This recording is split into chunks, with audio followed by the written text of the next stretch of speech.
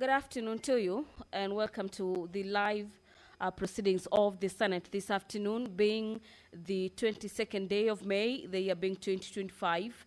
A live broadcast streaming from Parliament buildings this afternoon, and brought to you courtesy of the collaboration between the Kenya Broadcasting Corporation and the Parliamentary Broadcasting Unit. In the highlights in the order of business this afternoon, we have a number of bills lined up for division, where senators will be taking a vote on the bills that is subject to whether the House will be having the numbers to vote. There is a parameter required for the House to have, being that at least 25 senators are required to vote yes for a bill for it to have been considered as having been passed by the House. The Division of Revenue Bill, National Assembly Bills number 10 of the year 2025, a bill that seeks to bring up a formula for sharing revenue to counties and the national government, this being the monies allocated to counties for each and every financial year, is lined up for division this afternoon. And this bill is by the chairperson. The Division of Revenue Bill is a bill by the Senate leader of the majority party. But away from that, the House will be voting on the Creative Economy Support Bill, Senate Bills number 30 of the year 2024 by Senator Eddie Oketch, and the Sports Amendment Bill number 33 of the year 2024 by Senator Edwin Sifuna. Equally, we have another bill on the Sports Amendment Bill number 2. This is Bill number 45 of the year 2024 by Senator Tom Ojenda and Senator Raphael Chimera. This will be the last bill that the House will be taking a vote on this afternoon before the House considers other matters before it. But this order in the order paper is subject to whether the Speaker of the House will be rearranging the order paper.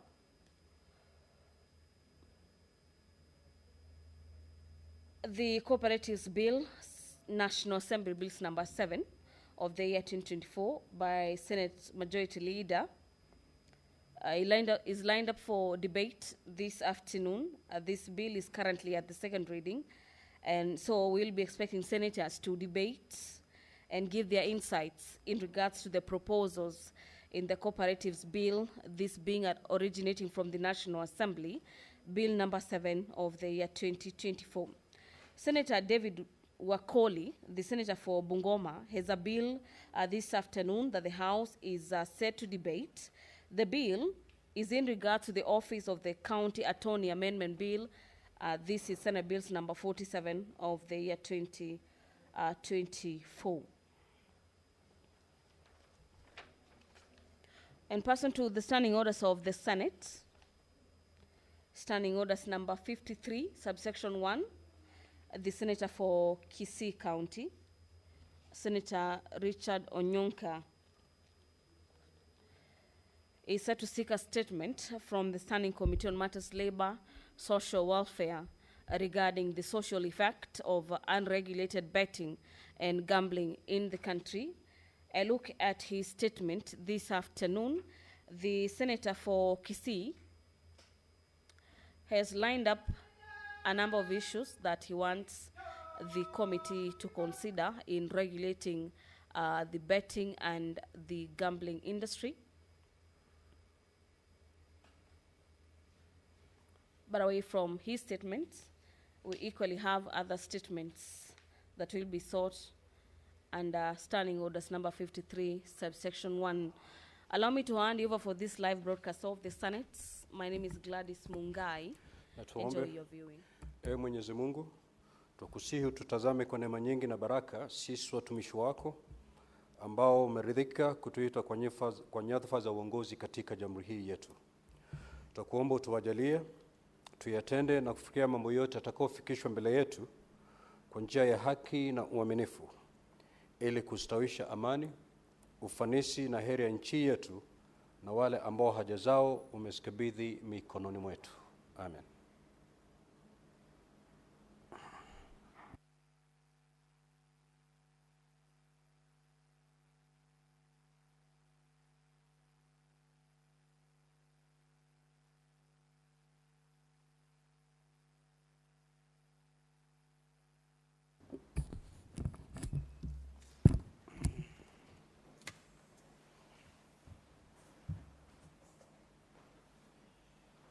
Clerk, do we have quorum?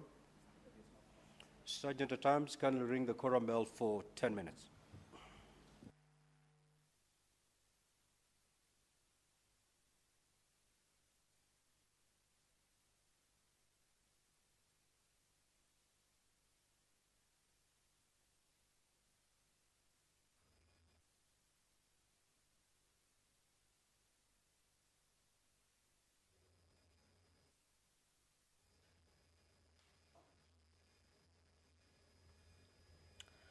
Well, the business of the Senate has officially commenced just a few minutes after the appointed time, which is 2:30 p.m., for the House to hold its sittings on Thursday afternoon.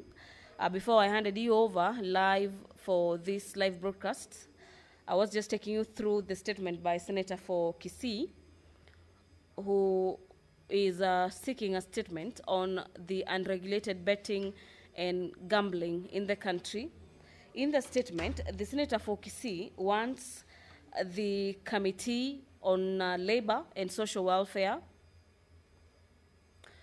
to address the steps the Betting Control and Licensing Board has taken to regulate as well as monitor the activities of betting and gambling companies in Kenya, particularly regarding matters licensing, advertising, compliance with taxation, and enforcement of age restriction.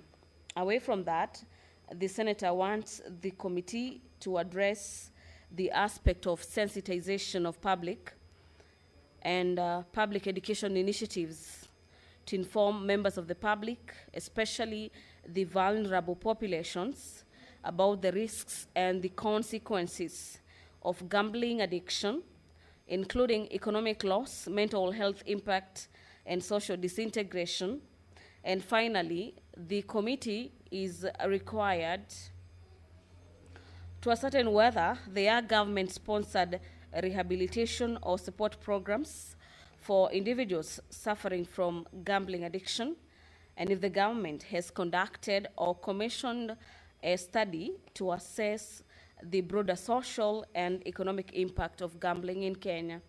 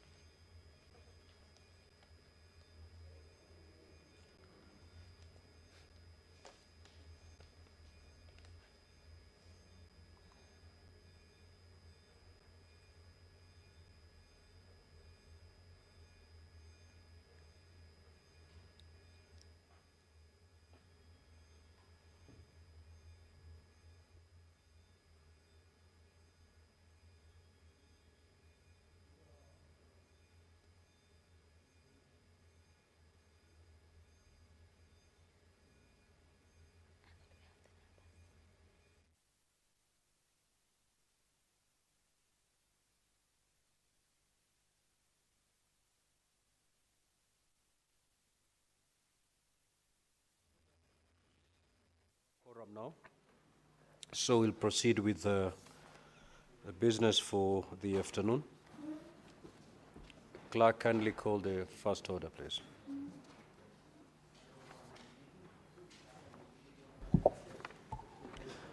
Order number 1, administration of oath.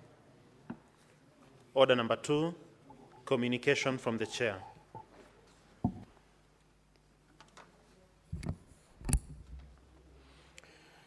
Honorable Senators, I would like to acknowledge the presence in the public gallery this afternoon of visiting teachers and students from Bright Light Preparatory School in Kajiado County.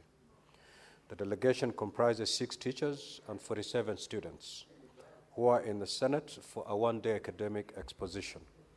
In our usual tradition of receiving and welcoming visitors to Parliament, I extend a warm welcome to the delegation, and on behalf of the Senate and my own behalf, wish them a fruitful visit. Also, I'd wish to acknowledge the presence in the public gallery this afternoon of visiting lecturers and students from Sacred Heart University, United States of America. The delegation comprises 3 teachers and 7 students who are in the Senate for a one-day academic exposition. In our usual tradition of receiving and welcoming guests to Parliament, I extend a warm welcome to them, and on behalf of the Senate, on my own behalf, wish them a fruitful visit. I will call upon the Senator for Kajiado County, Senator Seki, to extend a word of welcome, to welcome the delegation for Kajiado County, that to be done under 1 minute.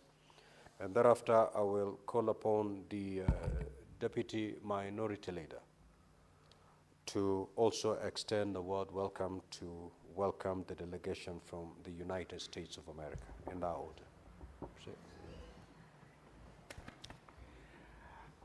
Thank you very much, Honorable Speaker. I also want to join you to thank the students and teachers from Bright Light Academy in Kajiado County. Want to congratulate you for finding time to be with us here. This is the Senate of Kenya. It's a parliament where we deliberate issues concerning counties and national issues.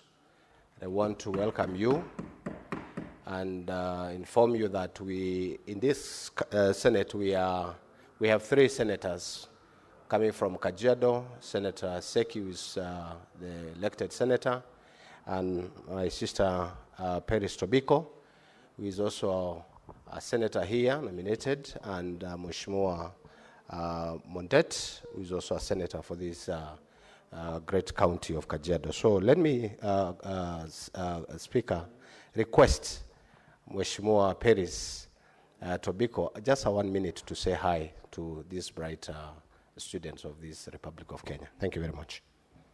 Thank you. Senator Peris, because you're already on your feet, I will allow you.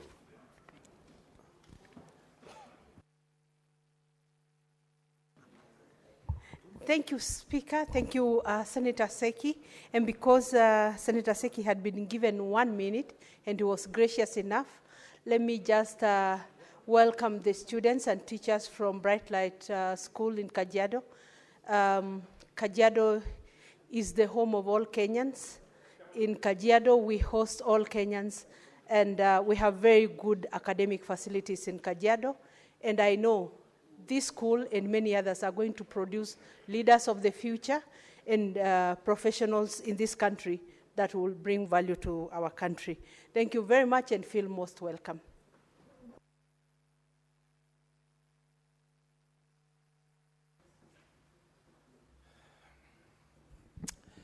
Thank you, the Speaker. The Speaker, I also want to join you. And on behalf of my colleagues in the Senate, extend a warm welcome to the visiting delegation from the USA.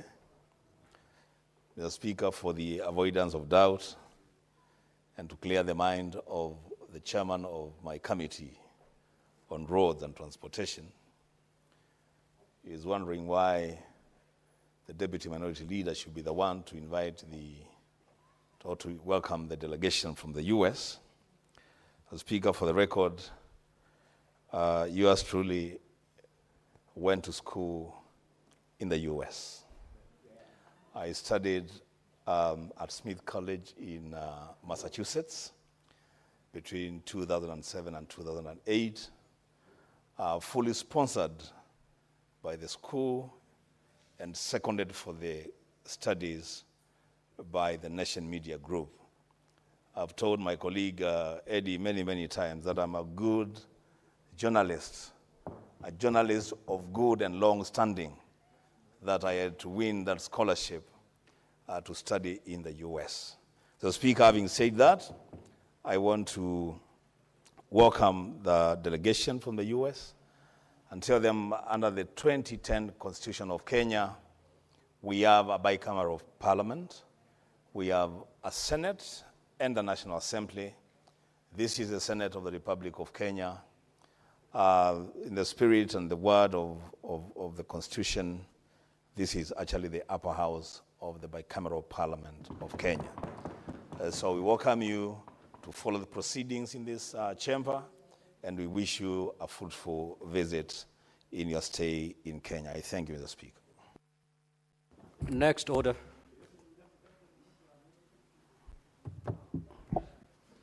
Order number 3, messages. Order number 4, petitions. Order number 5, papers. Order number 6, notices of motion. Senator for Kiambu County, the Honorable Senator Karungo Wathangwa. That business is deferred. Next order. Order number 7, questions and statements. Statement pursuant to Standing Order 53-1, the Senator for Kisii County, the Honorable Richard Onyonka. That statement is dropped. The Senator for Wajir County, the Honorable Abbas Sheikh Mohammed.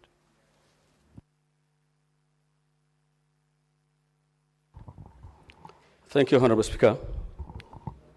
Honorable Speaker, I rise pursuant to Standing Order 531 to seek a statement from the Standing Committee of Land, Environment, and Natural Resources on a matter of county-wide concern regarding the illegal dumping of hazardous waste at Wajir County dam site, which has resulted in a severe environmental degradation and a threat to public health. Honorable Speaker, the dam site has been a long-standing source of public concern, who continue to suffer the effects of mismanagement waste disposal, including improper handling of hazardous and medical waste. In 2020, the Senate received a petition by Wajir residents seeking intervention. The responsible committee processed the petition and tabled a report which recommended environmental restoration and the protection of the rights of the affected communities. Honorable Speaker, Wajir municipality depends on shallow wells as a source of water. And that the water is also high tabled. And any mismanagement of sewage, sewage or any hazardous waste normally filters into the wells. There is no proper sewage system. The sewers are not there, and therefore most of the wells are polluted and has already been confirmed with a high E. coli presence. Honorable Speaker, in the statement, the committee should address the following. 1, the nature, type, and source of waste materials currently dumped at the Wajir County dam site, including confirmation of whether any hazardous or medical waste continues to be disposed at the site. 2, the implementation of setters of recommendations made by the Senate following the tabling of the petition report on 1st December 2020, and the specific steps taken by Wajir County government in response. 3, the environmental and public health hazards posed by continued dumping at the site, including impact on soil, water source, local ecosystem, and pastoral livelihoods. 4, the measures being undertaken by NEMA and other relevant agencies to enforce environmental regulations, prevent further contamination, and protect the rights of residents. 5, the immediate and long-term actions proposed to restore the environment, relocate the dam site to a safer location, and provide redress of compensation to affected residents in line with the ruling of the Environmental and Land Court sitting in Garissa, Court number ELC, petition number 10 of 2020, dated 27th November 2020. Honorable Speaker, that is my statement, and I beg to request the committee to take action. Thank you so much. The Senator from Busia County, Senator Andrew Mtata.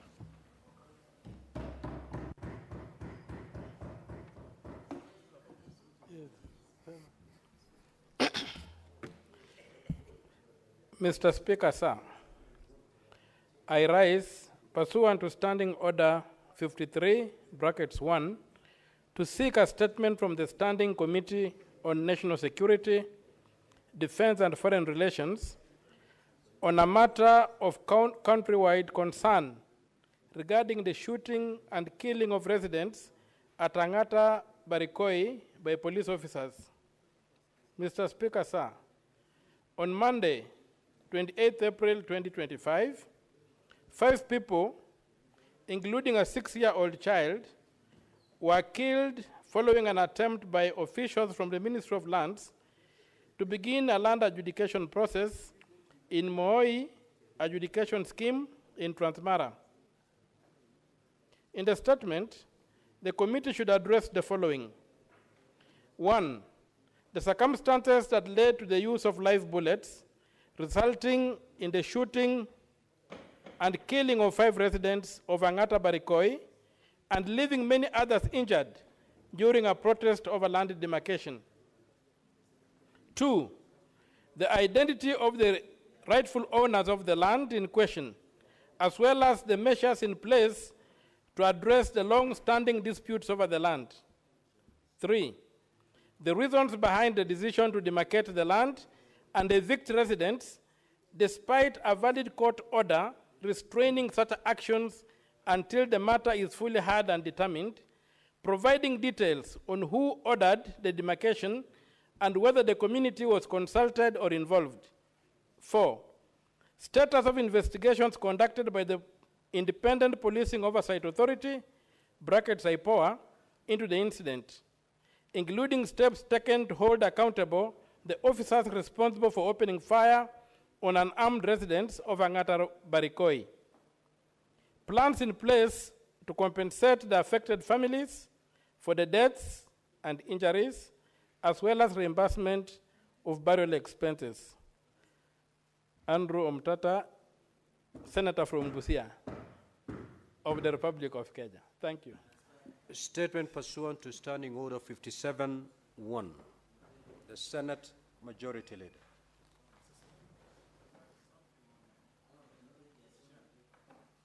We will get there.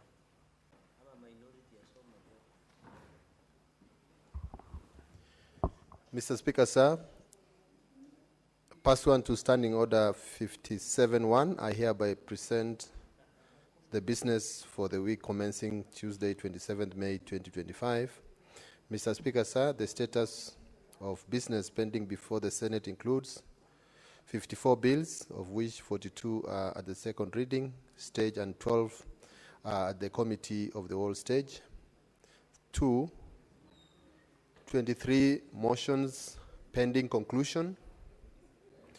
29 petitions are pending conclusion, out of which 19 are due for reporting by the respective standing committees, and 473 statements pursuant to Standing Order 53-1 under consideration by respective standing committees. From the foregoing, it's evident that we have a long way to go in disposing the business before the Senate, as indicated in today's order paper. At orders number 8, 9, 10, 11, we have bills that have been at the second reading stage for a while. I therefore urge the majority and the minority whips to marshal the requisite number of the county delegations in order for the divisions to be undertaken.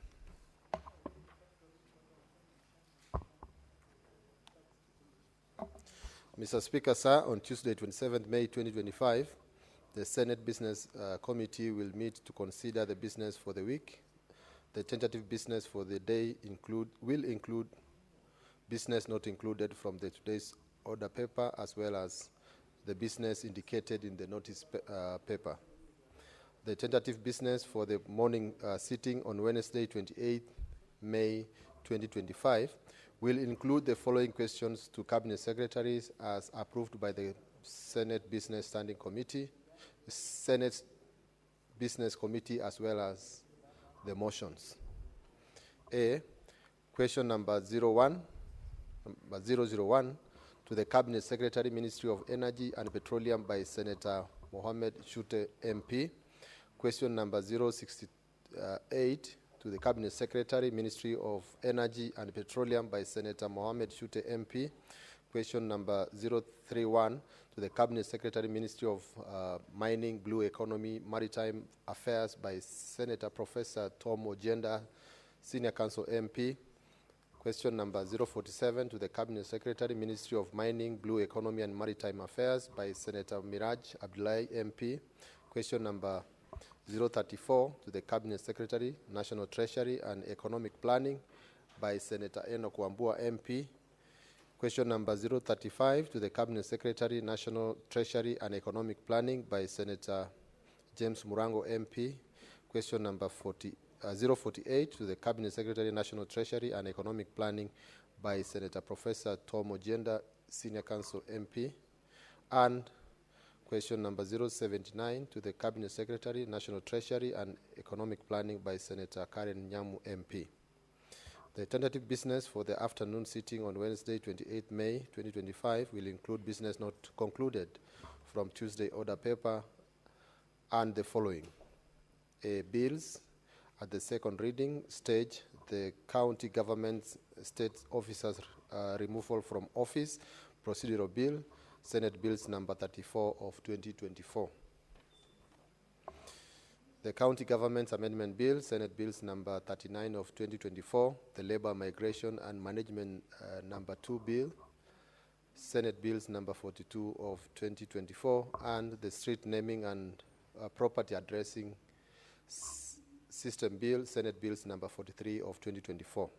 Bills at the Committee of the Whole, the Cooperative Societies Amendment Bill, Senate Bills number 53 of 2023, the Public Fundraising Appeals Bill, Senate Bills number 36 of 2024, the Heritage and Museums Bill, Senate Bills number 8 of 2023, the Environment Laws Amendment Bill, Senate Bills number 23 of 2024, the County Library Services Bill, Senate Bills number 40 of 2024, and Statutory Instruments Bill, Amendment Bill, Senate Bill number 10 of 2024. Motions. Report of the Standing Committee on Devolution and Intergovernmental Relations on its inquiry into the state of markets in Vihiga and Bungoma counties, arising from a statement sought by Senator Geoffrey Osotsi, MP, and Senator David Wakoli, MP, and progress report of the Standing Committee on National Cohesion, Equal Opportunities and Regional Integration into the inquiry on the diversity and inclusivity in the staff composition of state agencies in Kenya. The projected business for the Thursday, 29 May 2025, will include business not included from Wednesday's order paper and any other business scheduled by the Senate Business Committee. In conclusion, at order number 12 in today's order paper, we have a motion for consideration of the report of the Standing Committee on Finance and Budget on the fourth basis for allocating the share of national revenue among counties. This is a matter of great significance as it facilitates the equitable distribution of resources for effective functioning of county governments. I therefore urge all honorable senators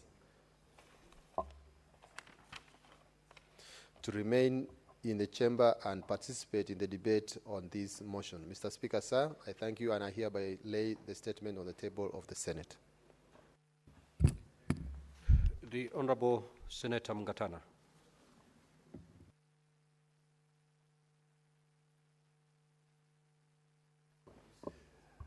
Mr. Speaker, I thank you for giving me the opportunity to read this statement.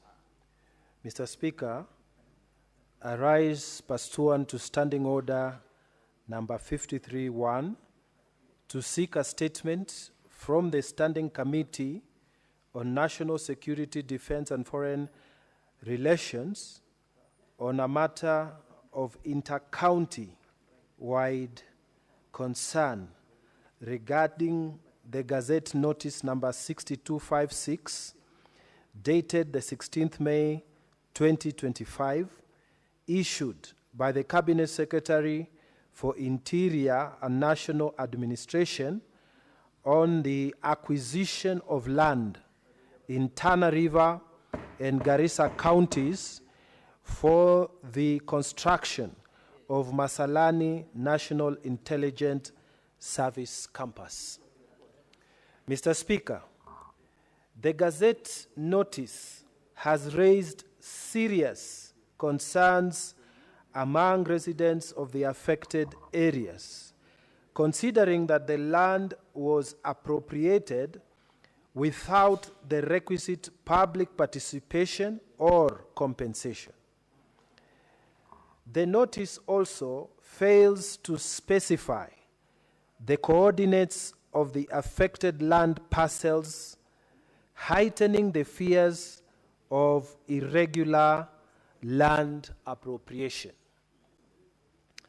In the statement, the committee should address the following.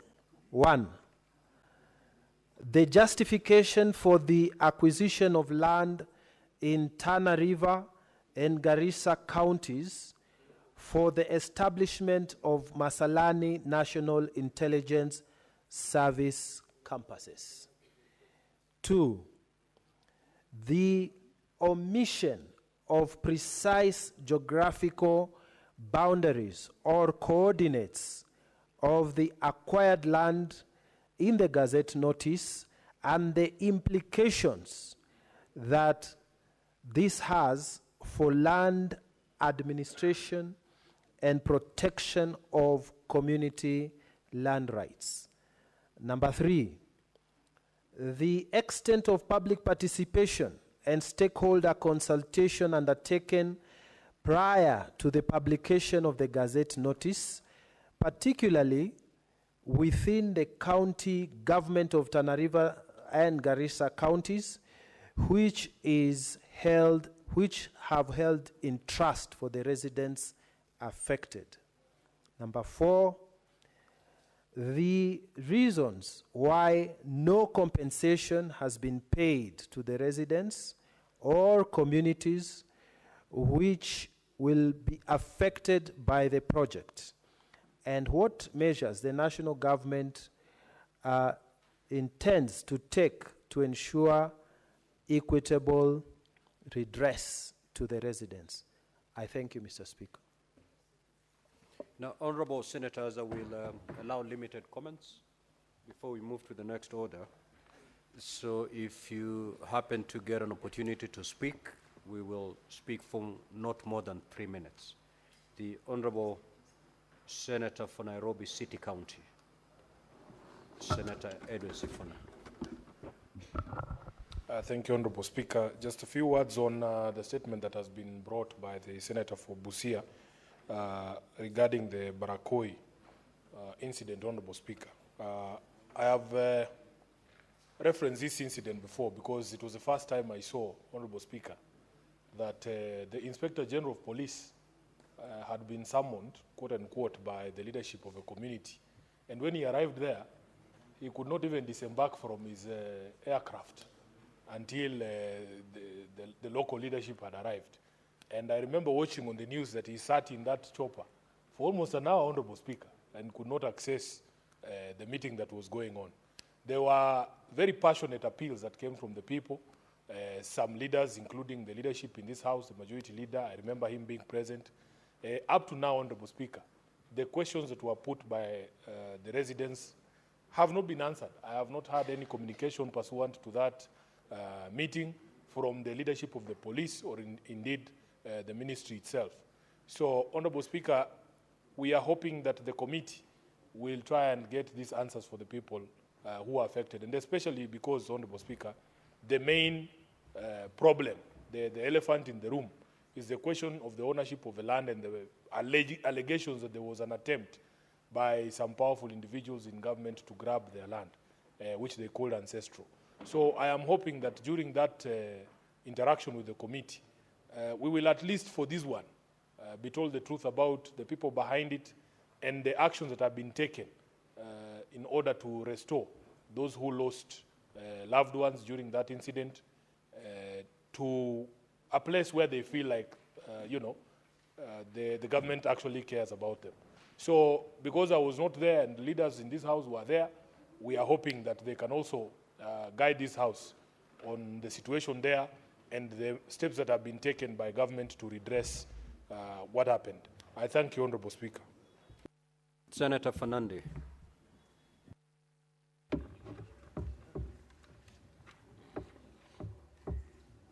Thank you, Mr. Speaker. I want to support the statement by Senator Okoiti, Okia Omtata Andrew, on the issue of state of investigation into Angata Baragoi killings in Narok County. Mr. Speaker, in as much as we continue to send our deepest condolences and empathies and sympathies to the people of Angata Baragoi, it is sad that after they are buried, their issues have been forgotten. Mr. Speaker, you saw even the Disanaj, 41 people are yet to be recovered. A few people were killed the other day in Todonyang, Mr. Speaker. It is very unfortunate that this country, the DCI, is efficient only when they are pursuing politically expedient cases as opposed to pursuing criminals, Mr. Speaker. And you remember even, Mr. Speaker, on this issue of Angata Baragoi, there is much more than meets the eye. Because this is the protection of grabbers of land in Angata Baragoi, Mr. Speaker, we need to be told who is behind these killings. Mr. Speaker, it was an open fire. How do you open fire in an armed, peaceful citizens who are protesting against land grabbers, Mr. Speaker? The land grabiosis disease must be stopped in this country. Even IPOA, Mr. Speaker, no one has been arrested up to date. Yet the bullet that was being used to shoot these people, post-mortem was done. Mr. Speaker, we must be told as the families continue to grieve what the government is doing, Mr. Speaker. And it is very unfortunate because even the Ministry of Interior, led by Cabinet Secretary Murkomen, gave us a bravado statement when he was in North Rift by saying those people wanted to attack the police. How can you attack the police with arms and stones? And that is why I said transferring incompetence to Ministry of Interior is dangerous because you lose lives. The roads, when they are stalled, it can be fixed at a later date, Mr. Speaker. You have seen even he has sponsored the grabbing of Masalani land in Tana River, Mr. Speaker. How do you go and grab land? This minister must be called out. He is embarrassing all of us who are in government. In fact, the Murkomen must and should resign. Mr. Speaker, even he is now sponsoring MPs to attack me, Mr. Speaker, instead of fighting issues of insecurity. There is a point of order. Mr. Speaker, Senator Cherargei is not a first-term legislator. And even a first-term legislator by now understands and knows the standing orders of this House. If he wants to discuss the conduct of the cabinet minister, he knows what he needs to do. Number one, he knows that he needs to bring a substantive motion to you, together with the issues, and then we can have a discussion and look into the conduct of any minister, because nobody is above scrutiny, and everybody must be scrutinized. What we must stop, Mr. Speaker, is a conduct that is becoming the norm in this House, where people want to use the privilege of the floor of Parliament to malign and personalize attack against other citizens of this republic. That we cannot tolerate, Mr. Speaker. It is not honorable, it is not right, and it cannot be accepted. Did you hear Senator Cherargei say that CS Murkomen, I don't know, has organized land to be grabbed, I don't know where? Can he either table evidence to support his claims, Mr. Speaker, or withdraw? Because that should never be left in the records of this House, Mr. Speaker. No. Now, Senator Speaker, sorry, and apologize. Senator Fernandi, you either substantiate your allegations or you proceed to withdraw and apologize. Mr. Speaker, I need your guidance because the Gazette notice was signed by the Cabinet Minister of Interior. I thought it is judicially noticed. I am referring to the statement that you've made. No, Mr. Speaker, let me substitute and withdraw that word, the grab, and say he gazetted. Proceed, you've apologized, proceed. Yeah, well, let me proceed, but Mr. Speaker, you have to appreciate that incompetence and corruption fights very seriously, Mr. Speaker. Mr. Speaker. Senator Fernandi, take your seat. Take your seat. Senator Fernandi, you have to abide by the ruling of the Speaker. Don't come up with your own ruling and proceed to abide by that ruling. A point of order has been raised against your allegations. And indeed, to that extent, that point of order is merited. Meaning you have two options. Either to substantiate. If you're unable to substantiate, you proceed to withdraw and apologize. Pick one option and proceed. Mr. Speaker, I've already withdrawn the answer, and I have apologized by replacing with the word that it was gazetted.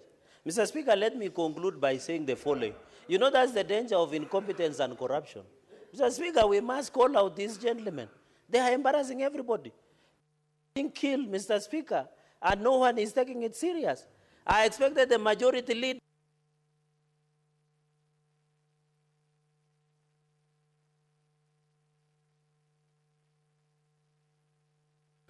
Senator Wambua. Senator Wambua. Thank you, Mr. Speaker. Speaker, these days I rarely agree with Senator Cheriot, but on that matter of personalizing battles on the floor of the House, I totally agree with the majority leader. Mr. Speaker, I stand here to make comments on the statement brought to the floor by Senator Danson Mugatana, my neighbor from Tana River, on this matter of acquisition of land for a public good. Mr. Speaker, this matter is a weighty matter. Because, Mr. Speaker, this speaks to a lot of initiatives, especially by the national government, to, quote unquote, bring development to the people, but take away what they already have, and in most cases, it is land. Mr. Speaker, I am very sure the Senator of Tana River and the Senator of Garissa are not opposed to the construction of the Masalani National Intelligence Service campus, but they want due process to be followed, and they want the people who give out land for that public good to benefit from their land. Mr. Speaker, this is a matter that I have spoken about many, many times, especially on the issue of taking private land for use to construct roads. It is true, Mr. Speaker, that we all need roads everywhere. We need our roads to be tarmacked. But, Mr. Speaker, it is the highest level of deprivation. It is the highest level, Mr. Speaker, of robbing the public if we take people's land to initiate development projects for the benefit of the greater public, and then we don't compensate people for the land that we have taken. Mr. Speaker, I have in mind two issues in Kitui County: the issue of the construction of the Kibwezi-Kitui-Migwani Road, where our people have not been compensated 3 years down the line. Mr. Speaker, it is only fair, it is important, it is a constitutional principle that if you are taking private land from people to do a public project, then the people should be compensated promptly and according to the market rate. So, Mr. Speaker, I am in support of the statement by Senator Mugatana, and I hope that the committee. The Senate Majority Leader. Mr. Speaker, I rise to add my voice to this statement by Senator Andrew Kiomtata on the killings of residents in Angata Baragoi, Narok County. Mr. Speaker, where I join Senator Omtata in seeking to understand, first of all, how far the Inspector General of Police has gone with regards to the promise that he gave to the citizens in a meeting that I attended in public and broad daylight, that the police officers that mishandled the firearms and led to the killing of 5 citizens, not 6. I have seen Senator Omtata. Oh yeah, he's captured it actually that it's 5. The only part that is not accurate, Mr. Speaker, is that initially, and indeed at the time of going there, I thought that there had been a child. It turned out actually that they were all 5 male adults of different ages. Mr. Speaker, when we were there with the Inspector General of Police, he spoke in broad daylight in the presence of media and the country that any police officer who was involved in those killings will carry their own cross. And I thought that was a good sign from him, meaning that then IPOA was going to swing into action, and by now we'd have known what is the identity of those officers and what action has been taken. It is now more than 3 weeks, nearly a month, actually, Mr. Speaker, since that incident happened, and there is nothing that has been said from the investigative agencies. I thought the practice is that in such a matter of great national concern, by now the country will have been updated, at least by IPOA, of what is the status of investigation and when will the citizens get justice. Second, and most importantly, Mr. Speaker, there is a particular administration officer, Mr. Chubert, if I'm not wrong, because the citizens kept on mentioning that name, that was mentioned profusely and was mentioned to have participated in organizing and leading this particular exercise. I thought by now the Ministry of Interior will equally have updated the country on what disciplinary action has been taken against that particular officer. Transferring, Mr. Speaker, is not a solution. If you transfer an administration officer who has led an exercise such as this that has led to the death of citizens, Mr. Speaker, basically what you're saying is that you're sending him to go and visit the same kind of killings in another part of the country, Mr. Speaker. And that cannot be acceptable. Therefore, I hope, Mr. Speaker, that when the answers come, we will be told also of what will have happened to this particular officer and what is the status of investigation. Senator Eddie Okech. I thank you, Mr. Speaker. I also wanted to add a voice on the statement by the good senator from Busia, Senator Kia Omtata. Mr. Speaker, the issue of excessive use of force by the police in this country is something that must stop. Because, Mr. Speaker, we lose way too many lives to recklessness by the police. But that said, because most of the senators have put their voice on this, I think that there needs to be a long-term solution to what is happening in Baragoi and Ngata, Mr. Speaker. Because the livelihood of the people in these areas, Mr. Speaker, has been affected for way too long. Mr. Speaker, it will interest you to know that on the other side of Angata is Guitembe in Kuria region that falls in Migori County, Mr. Speaker.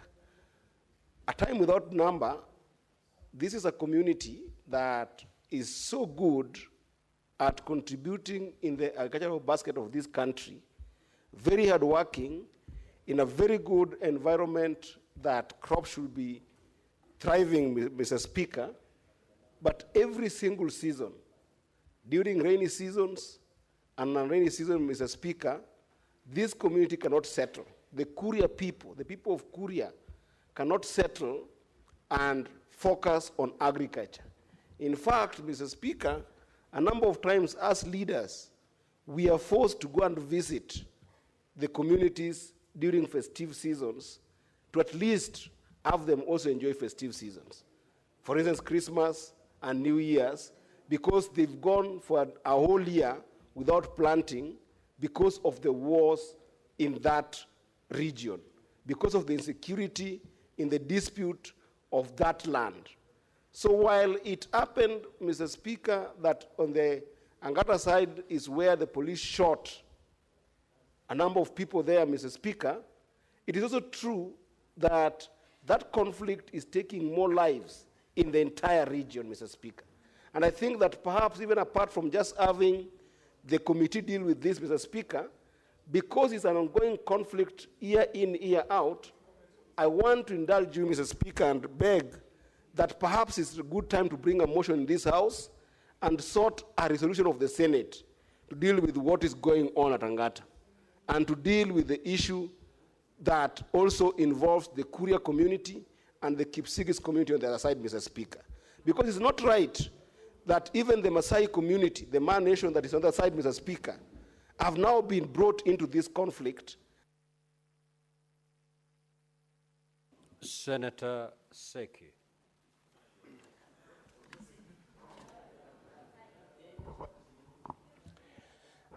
Thank you very much, Honorable Speaker. I also want to contribute to this statement from Honorable Okiya Omtatah on the issue of the killing of residents of Ngata Barikoi.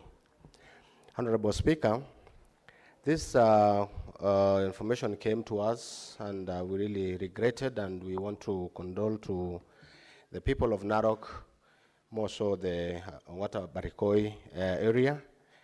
And we believe that the committee responsible will get to to these matters as quick as possible, so that we don't act on the issue that has been overtaken by events, Honorable Speaker. We are looking forward to see the action where the police has taken on this matter, Honorable Speaker. Because we see that there is no discipline for the people who acted on this matter, there is no arrests.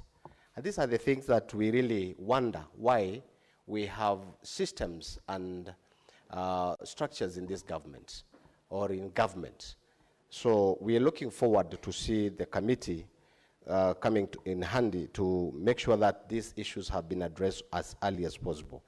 More so also the issue of land issues that brought their old problem, wanted to know, will be able to see or even to hear what are the issues that contributed to this problem, because these are issues concerning land. And what about that land that has been having dispute?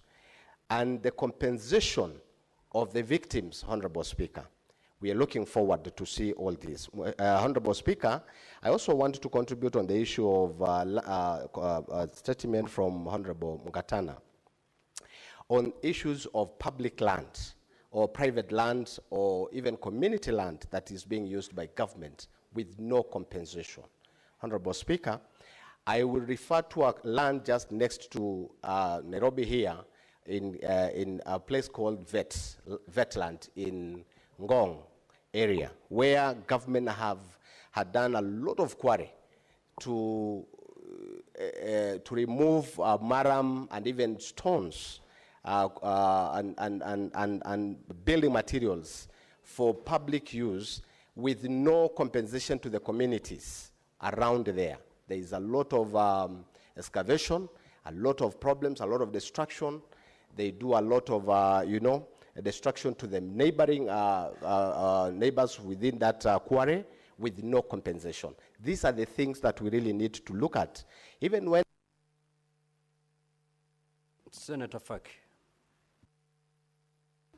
Asante Mheshimiwa Spika kwa kunipa fursa hii kutoa kauli yangu juu ya taarifa iliyoletwa bungeni na Senator Abbas, Senator wa gatuzi la Wajir. Mheshimiwa Spika, mazingira ni kiungo muhimu cha maisha yetu, Mheshimiwa Spika. Kwa hivyo ni makosa kwa serikali zetu za county kuchafua mazingira ambao binadamu wanaishi katika sehemu zile.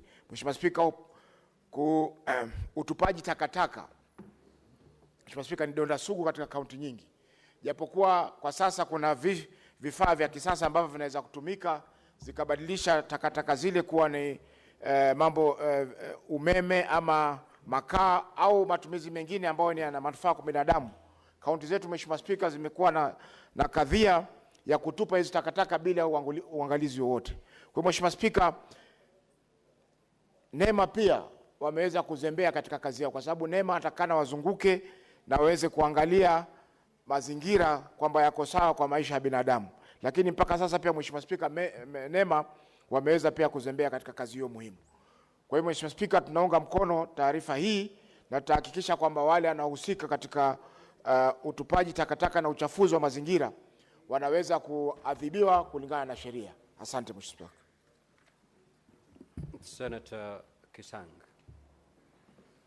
Thank you, Honorable Speaker. Honorable Speaker, I want to commend the statement by Okiya Omtata and Mungatana. Honorable Speaker, I think the Inspector General of Police needs to honor his word, because he was in Narok and he promised that he was going to take action. And up to now, the House or even the country has not been updated on what has been taken, including the police officers who used live bullet to kill the people, Honorable Speaker. It's also important for the local administration, especially the DCC and the chiefs and the elders, to nip these particular issues before they come out, Honorable Speaker, because it's unfortunate that lives were lost. Honorable Speaker, the one on Dana River and Kariza, Honorable Speaker, when development goes to particular areas, there will be benefits that will accrue to the community, Honorable Speaker. What is very important is just that before they do anything, they need to involve the leaders, the public, and especially the Constitution is very clear. Before you undertake any development in an area, you need to do public participation and also compensate.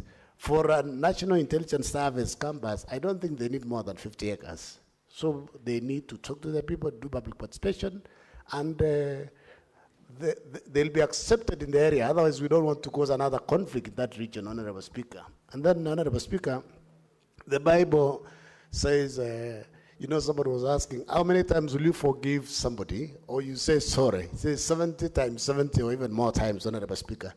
Senator Jerarke, Honorable Speaker, has found it an habit. Every time he gets an opportunity, he has to attack the CS, Interior, Governor Sag of Nanti. So I think it's like it has become his business. When he gets any opportunity, those two leaders, he has to just... I addressed the point of order. You know, I just wanted... Thank you, Honorable Speaker. Senator Professor Tom Ojenda. Thank you, Mr. Speaker. Mr. Speaker, I would wish to contribute to the very eminent statement by Senator Danson Mungatana of Tana River. Mr. Speaker, this statement is important because it touches on the land question. And whilst it refers to the designation or establishment of Salani National Intelligence Service campus outside the procedure of land acquisition and processes, Mr. Speaker, it is important to speak to this question, Mr. Speaker, because it is important, Mr. Speaker, that all land acquisition or acquired for public purpose, Mr. Speaker, must be gazetted, and beyond gazettement, Order, Mr. Speaker, Senator Falgeo Marakwet. Beyond gazettement, Mr. Speaker, there must be compensation of the owners of that land. And Mr. Speaker, if the land is in a county, it is important that the county be involved in that process so that the process is as transparent as every individual can understand it, Mr. Speaker. Mr. Speaker, I am alive to the fact that we have many processes going on in this country that touch on land and on the public. And it is important every time, Mr. Speaker, that when the land question is addressed, every title in question must be identified. Every title in question must have the participation of those who are involved or who own that title or those who have an interest in that title. So that, my Lord, Mr. Speaker, if or when the land is acquired, all the processes that are designated to be undertaken by the National Land Commission are undertaken so that the NLC, the National Land Commission, can undertake the process of compensation. Mr. Speaker, we are alive to the ongoing issues or disputes involving the SGR. And now with the SGR extension going to Western Kenya through Vihiga County and through Kisumu County and the other counties, it is important, Mr. Speaker, that we are not lost. It is not lost to us that that process mirrors the processes that Mr. Mungatana speaks to this afternoon, Mr. Speaker. Mr. Speaker, as a House, we must protect the rule of law. We must speak to it, Mr. Speaker. We must ensure that both the Land Act, the Land Acquisition Act and the processes that involve land administration are strictly adhered to when acquiring land for public purpose, which again, Mr. Speaker, must be defined in the Gazette notice. I rest, Mr. Speaker. Next order. Yes, what is your intervention, Senator for Nyamira?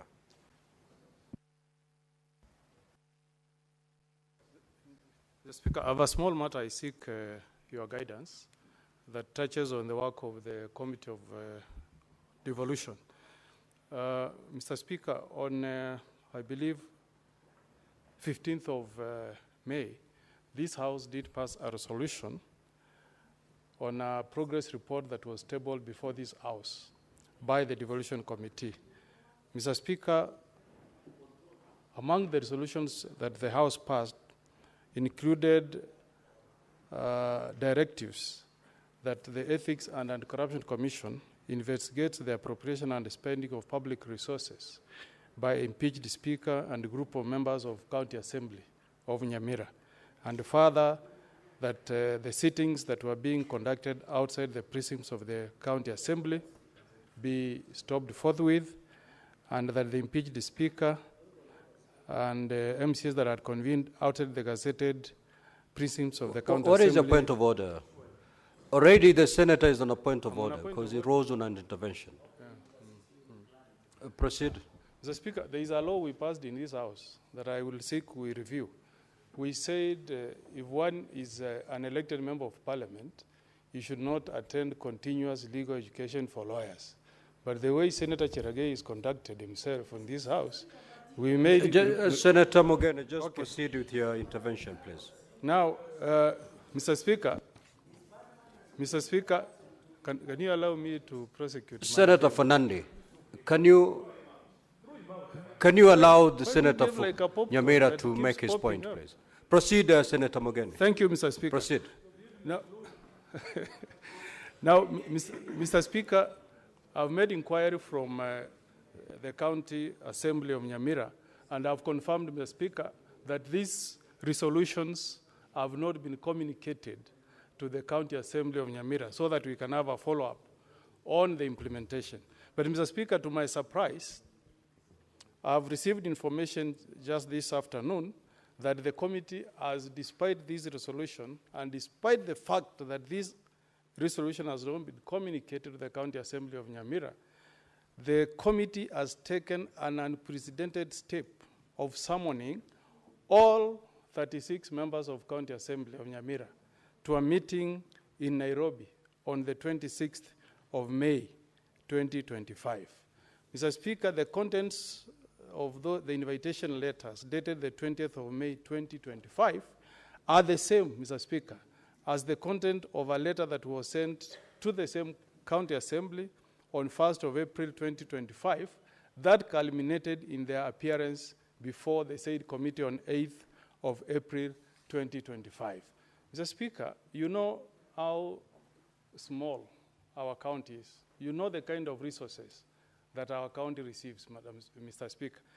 It is a total, it's a total abuse of office or power by this committee, Mr. Speaker, to summon all my 36 MCAs to Nairobi, whereas the resolution of the House was clear that they should visit the County Assembly at the County Assembly gazetted premises in Nyamira, Mr. Speaker. I want to seek directive, Mr. Speaker, from you to direct two things, Mr. Speaker. One, the resolution that was passed by this House, Mr. Speaker, on the 15th of May should be communicated to the County Assembly of Nyamira. Two, the committee should respect, Mr. Speaker, the resolution that was passed by this Honorable House that directed them to visit the MCAs at the County Assembly gazetted premises in Nyamira. Mr. Speaker, we don't have resources to pay per diem to 36 MCAs and their drivers and 3 clerks to come and do a meeting in Nairobi. In fact, I've gone through standing orders, Mr. Speaker. I've not seen any standing order that has given power to any committee of this House to summon an entire county assembly to come to attend a committee meeting in Nairobi, Mr. Speaker. So I seek your direction, Mr. Speaker, that the resolution of this House be respected, and if the committee wants to have any engagement with the County Assembly of Nyamira, the same be done within the resolution that we passed as a House. That meeting be held at the gazetted County Assembly premises in Nyamira, Mr. Speaker. Thank you. Thank you. One, the resolutions as passed by this House must be communicated to the County Assembly of Nyamira, and that must be done within the next 3 days. Secondly, pursuant to the resolutions that are passed, the Devolution Committee was supposed to visit Nyamira County Assembly. It did not indicate that Nyamira County Assembly was the one to visit the Senate. And therefore, let the concerned committee visit the County Assembly of Nyamira as resolved by the House and not otherwise. Next order. Let's make progress, honorable members. I've been very clear. I don't know why you're seeking point of clarification on that particular matter. Order number 8, the Division of Revenue Bill, National Assembly Bills number 10 of 2025, resumption of debate interrupted on Wednesday, 21st May 2025, afternoon sitting. Mover to reply. The chairperson standing committee, or this is the Division of Revenue Bill, National Assembly Bills number 10 of 2025. The mover is the majority leader. You may proceed to reply. Mr. Speaker, I was wondering whether I've been sacked without notice. Mr. Speaker, I want to thank you. I have listened to colleagues the last 2 days, and I must say, Mr. Speaker, that there is hope for devolution. I am particularly impressed, Mr. Speaker, by the resolute nature in which each and every senator has addressed himself or herself with regard to division of revenue for 2025. Mr. Speaker, I am particularly impressed as well by the fact that everybody has vowed on the floor that 405 is not an option. I am equally happy, Mr. Speaker, by the work that has been done by our members of Budget and Finance Committee and the proposal that they have agreed to lead us as a House. Because, Mr. Speaker, we must take a decision as a House. We must ask ourselves whether, if devolution was to die, Mr. Speaker, on which side of the blame will we be? Will we just join the mourning party, or we will stand guilty as charged together with those that will have brought devolution, Kenya's biggest glue that binds this country together, to its death? I must appreciate, Mr. Speaker, that I am acutely aware of the tight fiscal space that we find ourselves in as a country. That I know very much. And I have been consistent and clear.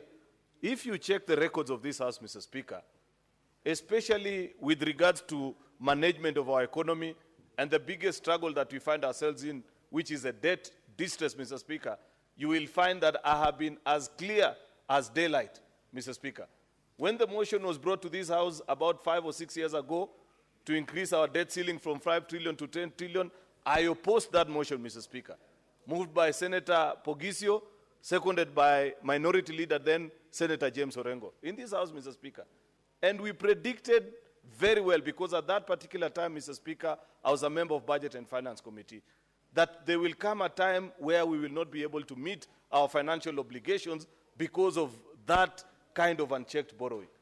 We are now in that particular space, Mr. Speaker, where we are struggling to pay debt, and therefore we are told we must tighten our belts. I agree, tighten our belts we will, but you cannot begin tightening your belts from those that consumed the least, which is devolution. If it is tightening our belts, Mr. Speaker, then let us see that action commensurate with regards to the budget that is left with the national government, Mr. Speaker. And that is why senators have spoken and have said that 450 is a minimum, and that we are very clear about, Mr. Speaker. Our Committee on Budget and Finance has proposed 465. That is even better, Mr. Speaker. And because our colleagues in the National Assembly have told us that you have no business looking into the budget of the national government, Mr. Speaker, we have said, fine. We don't want to know what details entails therein. But at least give us 465, we take back to the 47 devolved units, then find the money to run your operations in the rest of departments and state organs, Mr. Speaker. Because if somebody does not stand up for devolution, Mr. Speaker, devolution will be killed. And I wish, Mr. Speaker, Senator Moses Kajwang was here, because he walked out just maybe to attend to something when I was rising to speak. Because I said the other day, Mr. Speaker, that yes, we are concerned by the audit reports that continue to be brought to this House. And before the end of last session, members, if you recall, we hurriedly passed resolutions of about almost all the 47 county governments' audit reports, you know, because of an imposition of a timeline by the courts, Mr. Speaker. And we said we shall find time to revisit, to check on, Mr. Speaker, the operations of our specific county governments. That exercise needs to happen and happen now. I know, Mr. Speaker, that there are members of CPIC, County Public Accounts Committee, that are in this House. I want to request them with a lot of humility that you must lead the exercise, because this is ordinarily your work. This is the work that this committee has, this House has charged you with the responsibility of, Mr. Speaker, to ensure that once we have done the battle and have brought the goods home, that they are used prudently for the improvement of the welfare of our citizens, Mr. Speaker.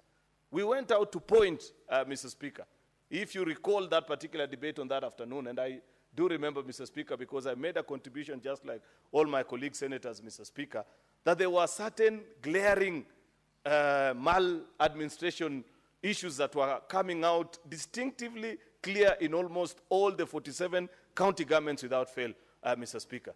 The issue of minimal disposition of resources, Mr. Speaker, hardly 20%. Many counties are using up only 15 to 22% at the maximum, Mr. Speaker, towards actual development expenditure, Mr. Speaker. That means close to 80% is going to recurrent expenditure. That is not tenable. That cannot be viable, Mr. Speaker. And I want us to reflect on the speech made by Prime Minister Raila this morning, Mr. Speaker, in this House, about the journey of devolution and why we as a Senate must always stand and defend. It must be recalled, Mr. Speaker, that on those particular reports that we considered here as well, we were reminded that many of our county governments, I think 35, if I'm not wrong, out of 47 of our counties were spending more than half the resources that we devolved, Mr. Speaker, on paying salaries. Surely, Mr. Speaker, then why should you want to be called a governor? Your name should be turned to Paymaster General, that you are just a salaries payment officer. If you are disposing more than half the shareable revenue that is due to your county, Mr. Speaker, to pay salaries alone. And I have said that this business, Mr. Speaker, of telling us that, oh, you know, in 2013, we inherited members of staff from the defunct municipal councils, Mr. Speaker. Therefore, we have to find ways of paying them. Surely, this is almost 15 years since that exercise happened. What is your contingency plan? And I want to tell you, members, if we wait that our county governors file that particular plan on the route to achieving the statutory 35%, Mr. Speaker, on spend on recurrent expenditure, Mr. Speaker, it will never happen. We are the ones who passed Regulation 25 of PFM, Mr. Speaker, on how much each county is supposed to spend. We are the ones that are charged with the mandate of enforcing it.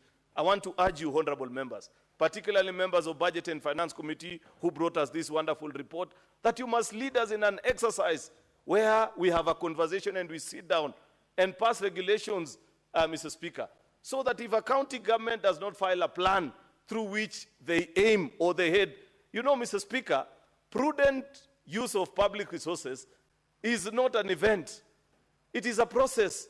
There is a way through which you grow your numbers. If today you are at 47%, Senator Faki, because if I recall, that is the number that your county Mombasa was at, Governor Abdul Swamad must file before this House the plan that they have for the next 3, 4, 5, or even 6 years as a county government to move towards attainment of the statutory 35%.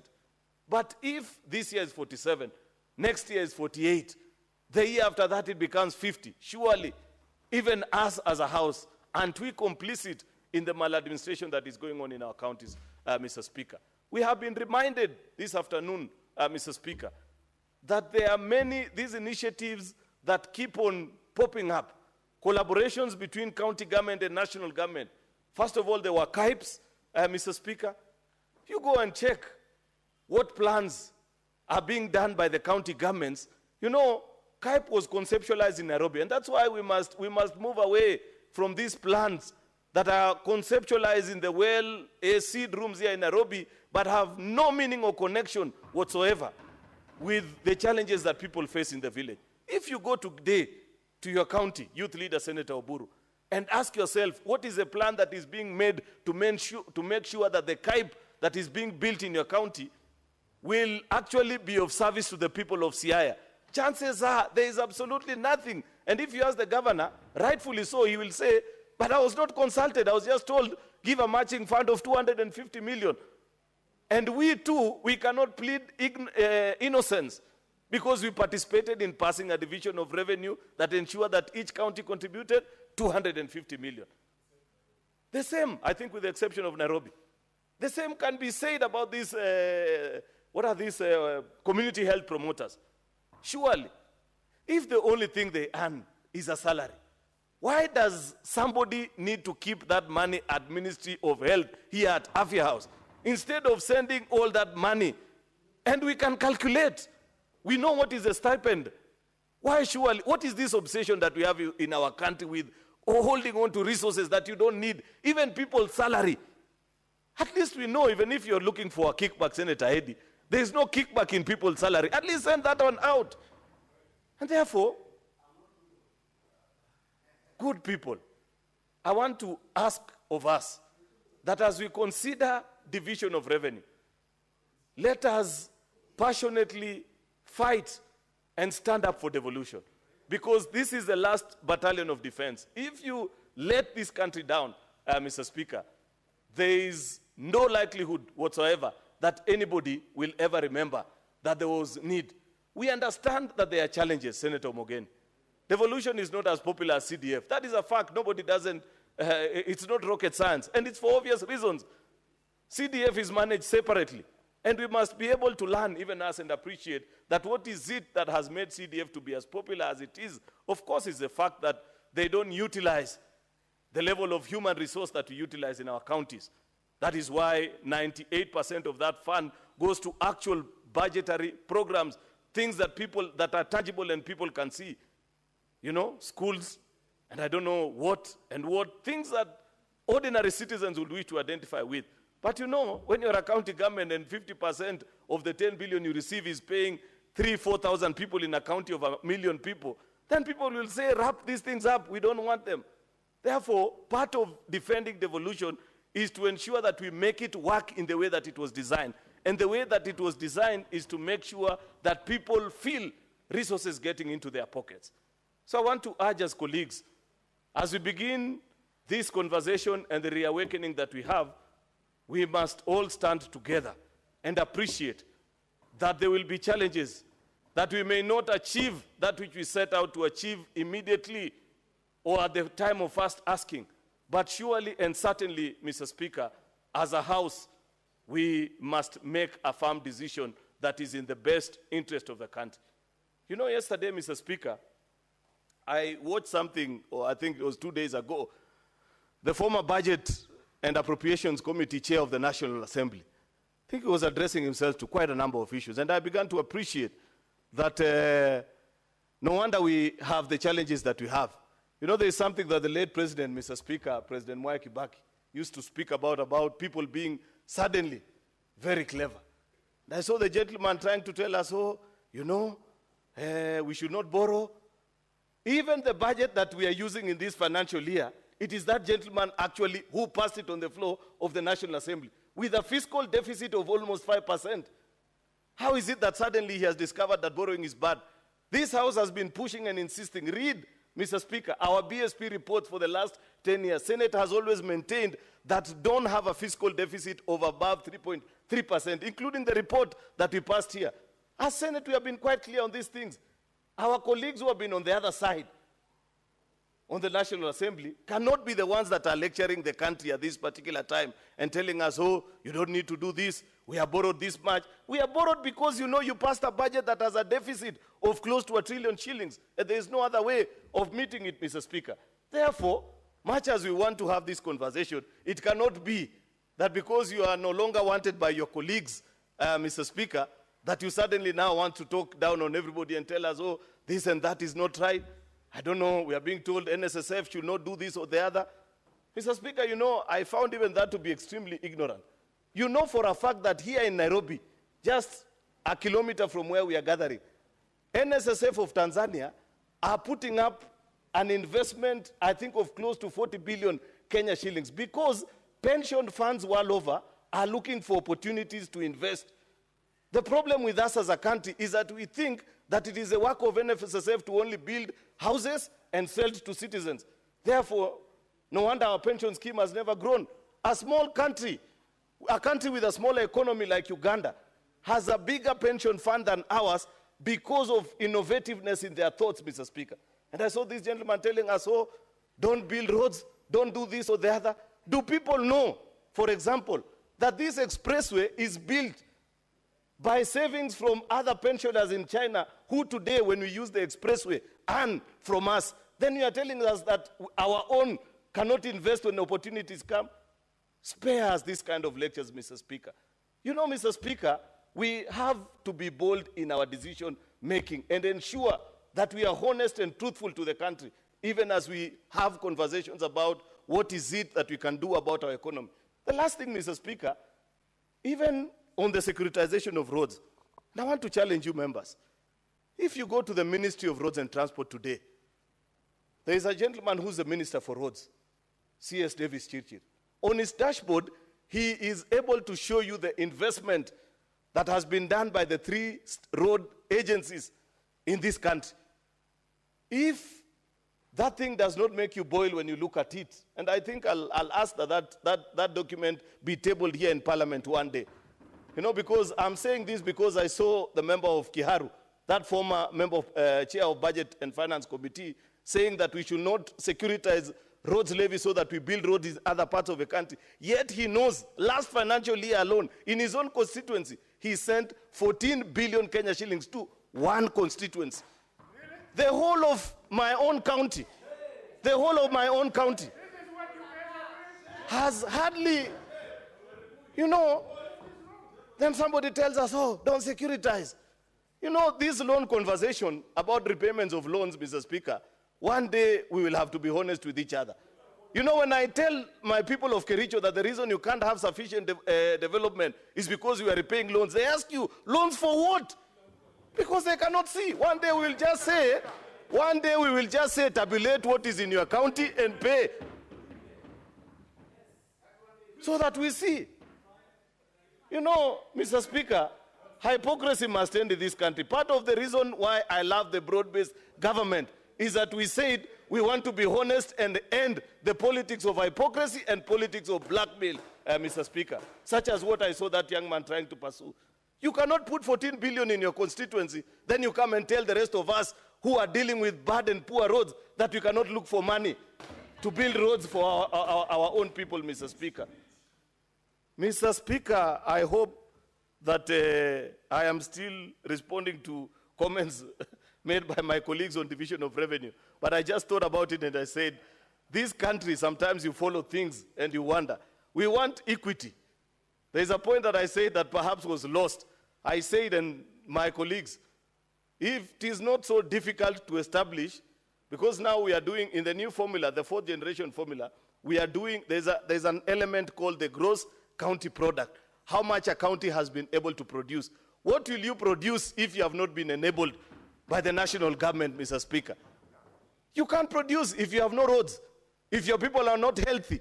There are counties that have 7 level 5 hospitals, while in most of the rural counties, like from where most of us come from, has only 1, and it is a level 5 by name only, or counties that do not have. Therefore, if people want us to measure the productivity of every county, let us also measure the investment of national government in those counties, Mr. Speaker, so that we are able to know that we have put 100 billion in County X, and therefore we expect a return factor of this much. If the investment by national government is 1 billion in my county, they should not expect anything, Mr. Speaker. Therefore, Mr. Speaker, this is a moment that we have to be honest and sincere with each other. The reason devolution, the reason division of revenue is important, and why Senate cannot come down from 400, the request of 465, Mr. Speaker, is that at least we know what we divide in this House, Mr. Speaker, is equally and equitably shared across all our 47 county governments. That cannot be said of the budget that remains in the other House. And therefore, if it was even possible, Mr. Speaker, we would actually put most of our resources in this House so that we share equitably across the 47 county governments, and the other one which people want to play games with, the little part of it, remains in the other House. Since that is not possible, let us at least begin with this 465, Mr. Speaker. The rest can come later. With those very many remarks, Mr. Speaker, I beg to reply. Finally, Mr. Speaker, in accordance to Standing Order number 66-1, unless the whips, Senator Sifuna and Boni, can tell me that we can raise the numbers to pass this division of revenue, I don't think we have sufficient. Therefore, Mr. Speaker, in accordance to Standing Order 66-3, I want to request. they have already told me, Mr. Speaker, that it is not possible to raise 24 delegations on a Thursday afternoon. Therefore, I request that the putting of the question be deferred until a later date. I thank you, Mr. Speaker. The putting of the question is deferred. Next order. Order number 9, the Creative Economy Support Bill, Senate Bills number 30 of 2024, second reading. Resumption of debate interrupted on Wednesday, 21st May 2025, afternoon sitting. Mover to reply. Senator Eddy, you may now proceed to reply.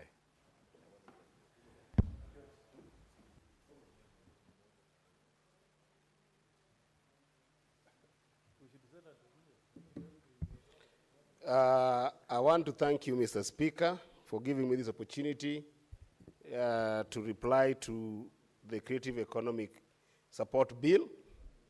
And Mr. Speaker, just like devolution has been suffering, the creative economy has also been suffering without sometimes champions.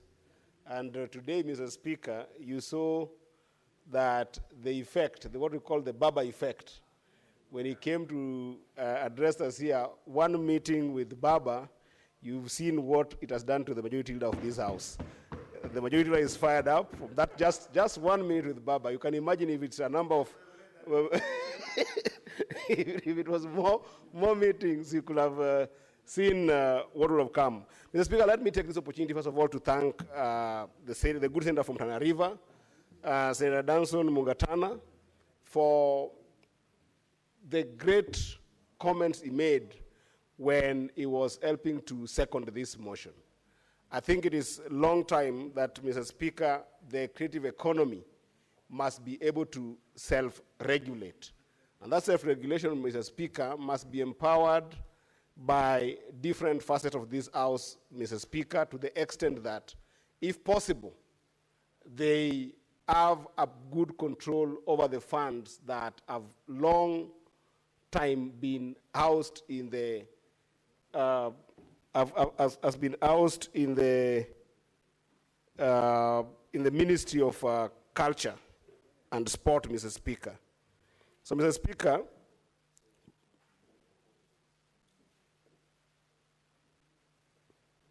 are you okay? Yeah, so, Mr. Speaker, I want to thank Senator Danson Mungatana for his comments.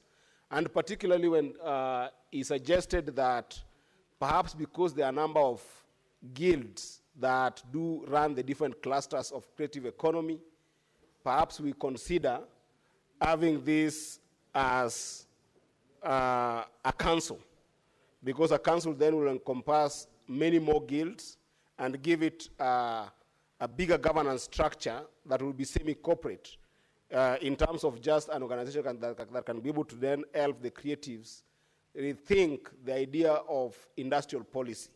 Because this bill, by large, and from the comment of all the senators who have spoken, by large is a bill that for the first time is going to help creative economy have an industrial policy influence that will then inform the action or inaction of government. So I want to thank you so much, Senator Mungatana. And of course, I also want to thank all the senators that have spoken on this bill. Among them, also Senator Sigei, Hilary Sigei, as well as Senator Ledama, whose comments really inspired me, because they were keen on making sure that perhaps we should forward some amendments alongside the amendment of making sure that we have the creative economy having a council instead of just the guild, but also they had proposed that perhaps we reduce some influence of the ministry that has been proposed. We had proposed that this bill be housed, or rather this act be housed under the Ministry of Trade and Investment, because we don't want a situation whereby people are looking at creatives as just people who do not succeed in life, and therefore they are left as exploring music or exploring comedy or exploring any form of art as a place of last resort. So therefore, the first thing that we must change is the culture that people see creatives as people who don't have formal career, who don't have potential for being professionals. Indeed, creative economy has proven to be a professional economy, that then we must be able to create it in a way that even the younger generation can desire to have a career in the creative economy. And that's why we're taking it to the Ministry of Trade and Investment to make sure that we can be able to create a case, or rather make a case for commercial viability in the creative industry. But then the comment of the two senators, Senator Ledama as well as Senator Hilary Sigei, was that we reduce some of the power we want to give to the minister so that the creative can take over that role. And indeed, Mr. Speaker, some of the comments that the senators gave in this House are synonymous with the comments that we received, Mr. Speaker, during the committee stage of this particular bill.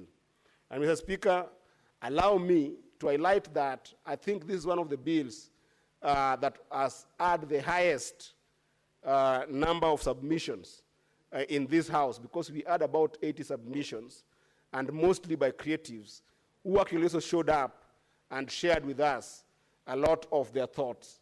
And Mr. Speaker, it would be in order for me to actually thank them. Mr. Speaker, we had, when we were starting this program, Mr. Speaker, one of the best artists in the country, a musician called BN, together with Nameless, together with a comedian called Mamito, another musician called Nviri, and a number of artists actually invited us into an informal kamukunji, and we sat together, we had tea, and envisioned what this could be like.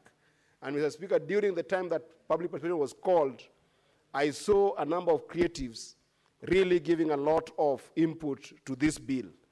Some of them, Mr. Speaker, include people like John Kimani, people like Ezekiel Onyango, who is the chair of the association that deals with the films in the industry.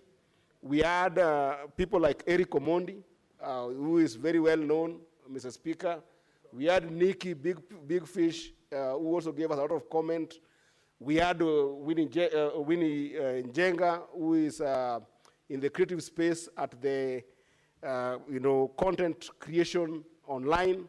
So people really who know what the creatives are going through gave a lot of input in this bill. And I want to say that when we're going to the last stage of this bill, we will definitely make sure that some of the proposed thoughts that do agree with the thoughts of the creatives who contributed overwhelmingly in the development of this bill will be included in the amendments that will then inform the subsequent stage of this bill.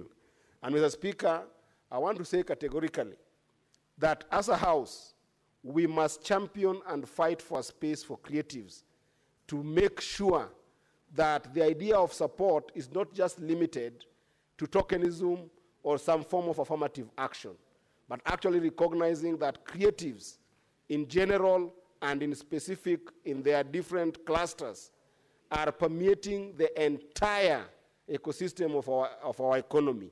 There is no industry that doesn't consume a piece of art or a piece of the creatives. You can remember, Mr. Speaker, that when we were walking just out of this house today with the Prime Minister, I saw over 100 cameras looking at us. And if you look at those cameras, it is creative work that's going on there. Be it from just simple photography, which is a genre in the creative industry, to production, to TV, to publishing, to comments, to writing on our newspapers, as well as publishing books, Mr. Speaker. These are all elements of creative that we cannot lose sight in this particular time when even AI is defining where a country can go in terms of economy. We cannot lose sight on making a case for creatives to be a viable option for business in this country and a viable driver of our economy. And therefore, I hope that this bill, Mr. Speaker, this House will give it life, and I hope that through the help of the majority leader, we will find a key sponsor, a co-sponsor in the National Assembly who will drive this agenda of the creatives very fast in the National Assembly, so that as soon as possible, creatives will have a house of their own that can help them self-regulate, help them inform our policy through their own industrial policy, that affect the issues around royalties of creatives, that affect the issues around distribution of creative products, that affect the issues around IP, intellectual property rights, Mr. Speaker, that affects the issue of contract drawing, Mr. Speaker. Because, Mr. Speaker, all these places that affect creatives, if you are to single them out and then start putting policy to the individual elements, because of the dynamic nature of the industry, Mr. Speaker, you might never have an avenue of putting up the right standard. But this bill, if we work hard as senators and pass it, will give the creatives the power of establishing proper standards in the industry in terms of all those issues that affect creatives along the lines that I've mentioned. And therefore, Mr. Speaker, I wish to reply, and I want to thank the House for the support for this bill, and I hope that it will be fast-tracked in the third reading so that it can be able to go to the Assembly as fast as possible. And even as I reply, Mr. Speaker, I wish to beg your indulgence, Mr. Speaker, that pursuant to Standing Order number 663, I request that putting of the question be deferred to a later date, given that the House is already late at this time and we might not get the delegation that can be able to move it forward today, but I hope that it will be a priority in the next session. I thank you, Mr. Speaker. Okay, very well. And the putting of the question on under number 9 is deferred. And then also we defer under number 10 and 11 and 12. So we go to under number 13. Clerk. Order number 13, the Cooperatives Bill, National Assembly Bills number 7 of 2024, second reading. Senate Majority Leader.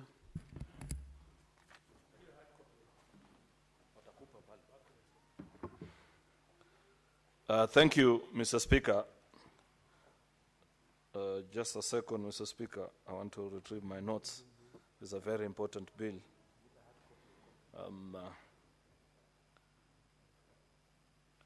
Mr. Speaker, I beg to move that the Cooperatives Bill, National Assembly Bill number 7 of 2024, be now read a second time. Mr. Speaker, this is a very important bill. The cooperatives movement is the heart and soul of this country. The countries that have been able to leapfrog us in the last few years, Mr. Speaker, since independence, are those that have been able to organize their cooperative sector or to harness the joint initiatives of its citizens, Mr. Speaker, into an organized force for good, Mr. Speaker. And therefore, this space of our cooperatives is one particular area that we need to have an adult conversation about as a country. I know, Mr. Speaker, for example, you represent one of the counties that has the strongest cooperatives movement. I know the Meru Milk Cooperative. I forget the exact name, but I follow its annual events, Mr. Speaker. You should benefit from... Yes, Mr. Speaker. Meru Central Farmers. Yes. Cooperative Union. Thank you, thank you. Meru Central Farmers Cooperative Union. I follow their annual gathering, Mr. Speaker, their AGM, and the kind of volumes that they talk about and what the economy that they move in that particular part of the country, Mr. Speaker, is worth emulating. In fact, Mr. Speaker, back in the day, and I know we still have it, though it has gone, it doesn't attract the level of glamour that it used to attract back in the days. I know, Mr. Speaker, you will recall the days of the Cooperatives Day, where President Moi would invite all the cooperatives in the country, and there would be an award ceremony, most of the time here in KICC. And the cooperatives that were performing best, Mr. Speaker, will be rewarded, depending on the sector and how they have been able to transform the rural economy. If we want our rural economy to thrive, Mr. Speaker, this is a space that we must pay attention to. And no serious leader worth their salt, Mr. Speaker, can turn a blind eye on the conversation in the cooperative space.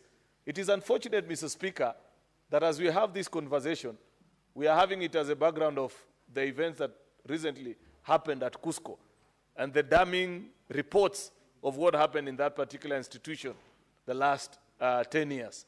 And in fact, it is on account of lessons learned by the mismanagement of that particular cooperative, the umbrella body of all the cooperatives, and subsequently what happened in all the other cooperatives, Mr. Speaker. Because you'll recall in every village, if you go to my county, for example, there are so many former active cooperative unions, especially particularly for coffee farmers, Mr. Speaker, that went down with farmers' money.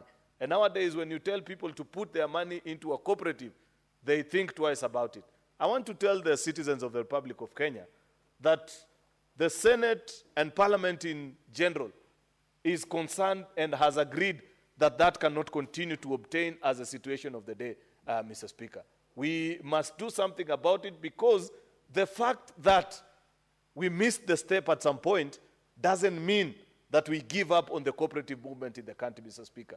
This is a space that has a lot of potential, Mr. Speaker, to take this country to the next level of success. And therefore, as leaders, we must ensure, Mr. Speaker, that we do that which is right in streamlining operations in our cooperative sector, Mr. Speaker, to ensure that our farmers, to ensure that our border riders, Mama Mboga, all these people that are organizing themselves into small, micro and macro cooperatives, Mr. Speaker, have the requisite law, Mr. Speaker, to guide on their operations. We must strengthen, and that is, I'm just laying the basis why this bill is important before I go into the highlight of exactly what the nitty-gritties of the bill are about, Mr. Speaker. We must ensure that we especially tighten the governance structure of our cooperatives, Mr. Speaker, so as to be sure that when, Mr. Speaker, a particular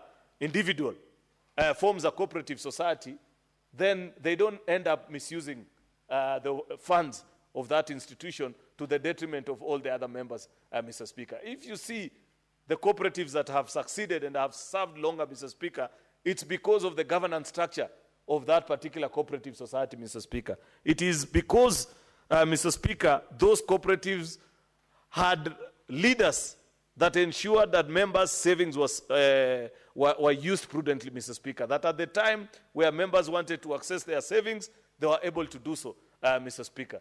And you think about so many others, you know. Think about teachers, for example. In my own county, the largest financial institution is actually a cooperative union that previously was started by our teachers, used to be known as a Kipsigis Teachers Circle, but has now since transitioned into Imarisha, open for all members of society, including yours truly here. My mother used to be a member. I have since also joined now as a member as well, and so many other people, Mr. Speaker. A great financial institution, and so many others, Mr. Speaker. And it is for such institutions that we are passing this legislation to ensure that our cooperatives sector thrive, Mr. Speaker, and this country can roar back to life. Now, into the nitty-gritties of this particular bill. This bill, Mr. Speaker, has actually 25 sections. It's quite a lengthy bill, and it took time. This is the most comprehensive legislation on cooperatives, Mr. Speaker, since the coming into force of the new constitution. That's why this bill is extremely important, Mr. Speaker. We tried last time, we tried in the 11th Parliament as well, to pass a bill on cooperatives. We didn't succeed. I am happy, Mr. Speaker, because this bill has now begun in the National Assembly. National Assembly has passed it. I know, Mr. Speaker, that we are able to debate it, Mr. Speaker, and pass it, Mr. Speaker, so that we sign it into law. I have listened, Mr. Speaker, even to the regulator of these societies, SASRA and the rest, and they have impressed on me the need to make sure that this legislation is quickly passed, Mr. Speaker, so as to ensure that we have a working sector. And therefore, this is the work actually of a consultative exercise that took quite a number of years. I don't know if you know, for example, who is the cooperative commissioner of Meru County, Mr. Speaker. I don't know if Senator Boni Alwale knows the one for Kakamega or Mungatana, the one for Tana River. Yet, these are extremely powerful officers, Mr. Speaker, because many of your people are organizing themselves into cooperatives. We are now passing this piece of legislation, Senator Mungatana, so as to ensure that those men and women have sufficient powers to ensure that even the young people that you're about to take me to go and fundraise for example, in Tana River, that the minute they raise funds, Mr. Speaker, the officials, 3 or 4 of them, don't meet and misappropriate those funds and disappear into thin air. That we shall regulate that space in a particular way, Mr. Speaker, that ensures that the savings and the earnings of the members of that particular society or cooperative, Mr. Speaker, is guaranteed. And that is part and parcel of the things that we are trying to do. We have even provided the space for county assembly legislations, Mr. Speaker, with regards to this particular bill, because we do this with the full realization that there are 2 levels of government. There is what the national government can do and what the county government ought to do with regards to regulations of cooperatives, Mr. Speaker, and the kind of support that they can channel to our cooperatives. Therefore, this bill in entirety, Mr. Speaker, it seeks to amend actually Cap 2A and to provide the timelines for making regulations to ensure implementation of laws passed by Parliament, Mr. Speaker. Secondly, just 1 minute, Mr. Speaker, I referred to the wrong notes, Mr. Speaker, that this bill is to provide the legal framework that promotes a sustainable and competitive cooperative sector for socio-economic development, Mr. Speaker, in a devolved system of governments. More specifically, Mr. Speaker, this bill seeks to provide for matters relating to, number 1, promotion, number 2, registration, and more importantly, number 3, regulation of cooperatives, and to give life to Article 186 of the 4th schedule of the Constitution.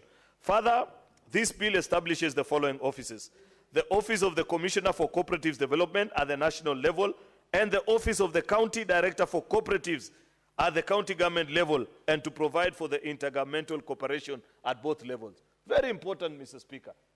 It is not possible to regulate our circles from here in Nairobi.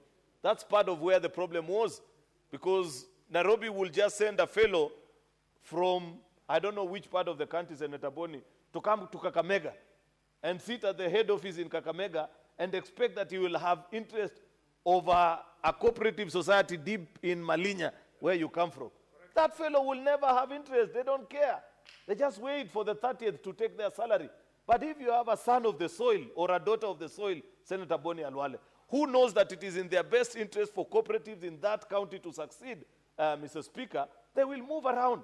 They understand the cultural dynamics of that particular part of the country. They know the sensitivities. They know that you cannot arrange this and put together. They can even visit members and speak to them in a dialect that they understand on the importance of the cooperative movement, Mr. Speaker. And I like that departure of the realization. I like bills such as this, Mr. Speaker, that appreciates that there are two levels of government. That much as we are one people, we are equally distinct as well. That there are certain things which if Senator Boni Alwale does, they'll be okay in Kakamega. But if I was to do them in Kericho, I'll run into trouble. And vice versa, Mr. Speaker. And that is who God made us to be. And I appreciate that when we pass laws, Mr. Speaker, that buy into that particular kind of arrangement, Mr. Speaker. Cooperatives, like I've said, they play a fundamental role in the social economic development by harnessing the collective economic participation. You promote financial inclusion, and they support local enterprise, Mr. Speaker, ensuring that local economy works, and I have explained. Part 1, which comprises of clause 1 to 5, Mr. Speaker, these are just ordinary provisions of a bill, which is the title, the objects, and the guiding principles. Part 2, which is clause 6 to 18, Mr. Speaker, it contains the provisions for the establishment of those offices that are mentioned: the national government, the county government offices, and the intergovernmental cooperative relationship technical forum for knowledge and skill transfer, Mr. Speaker, so that you can exchange notes with the cooperative officer. If in another life, Mr. Speaker, when you and Senator Cherargei are no longer senators in this house, you can be the director for cooperatives at your counties, and you exchange information about how why your farmers, Mr. Speaker. I don't know why you are laughing and you're imagining that it's a small job. This is a very important job, Mr. Speaker, because you are in charge of thousands of farmers, for example, and their affairs, Mr. Speaker. You will be able to tell Senator Cherargei why, instead of building a huge building and calling it, I don't know what, creameries in Nandi, it would have made sense for them first, Mr. Speaker, to build a stronger cooperative movement such as the one that we see in Meru meeting yearly.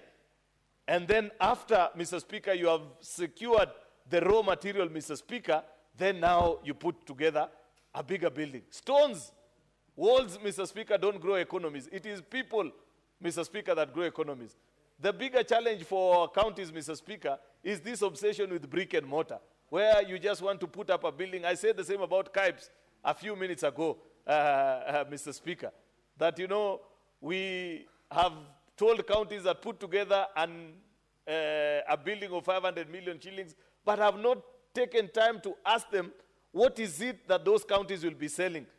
What will Nandi be selling in its Kipe? What will Kericho be putting in the Kipe that is being built in Kapsorok, Mr. Speaker? And the same can be said of all our 47 county governments. Therefore, we must stop this obsession with brick and mortar, Mr. Speaker, and invest in people first. Supply the raw material. Let it be in abundance. Then we now start struggling about how to collect it and organize it in a better way so that we're able to access markets within and without of the Republic, Mr. Speaker.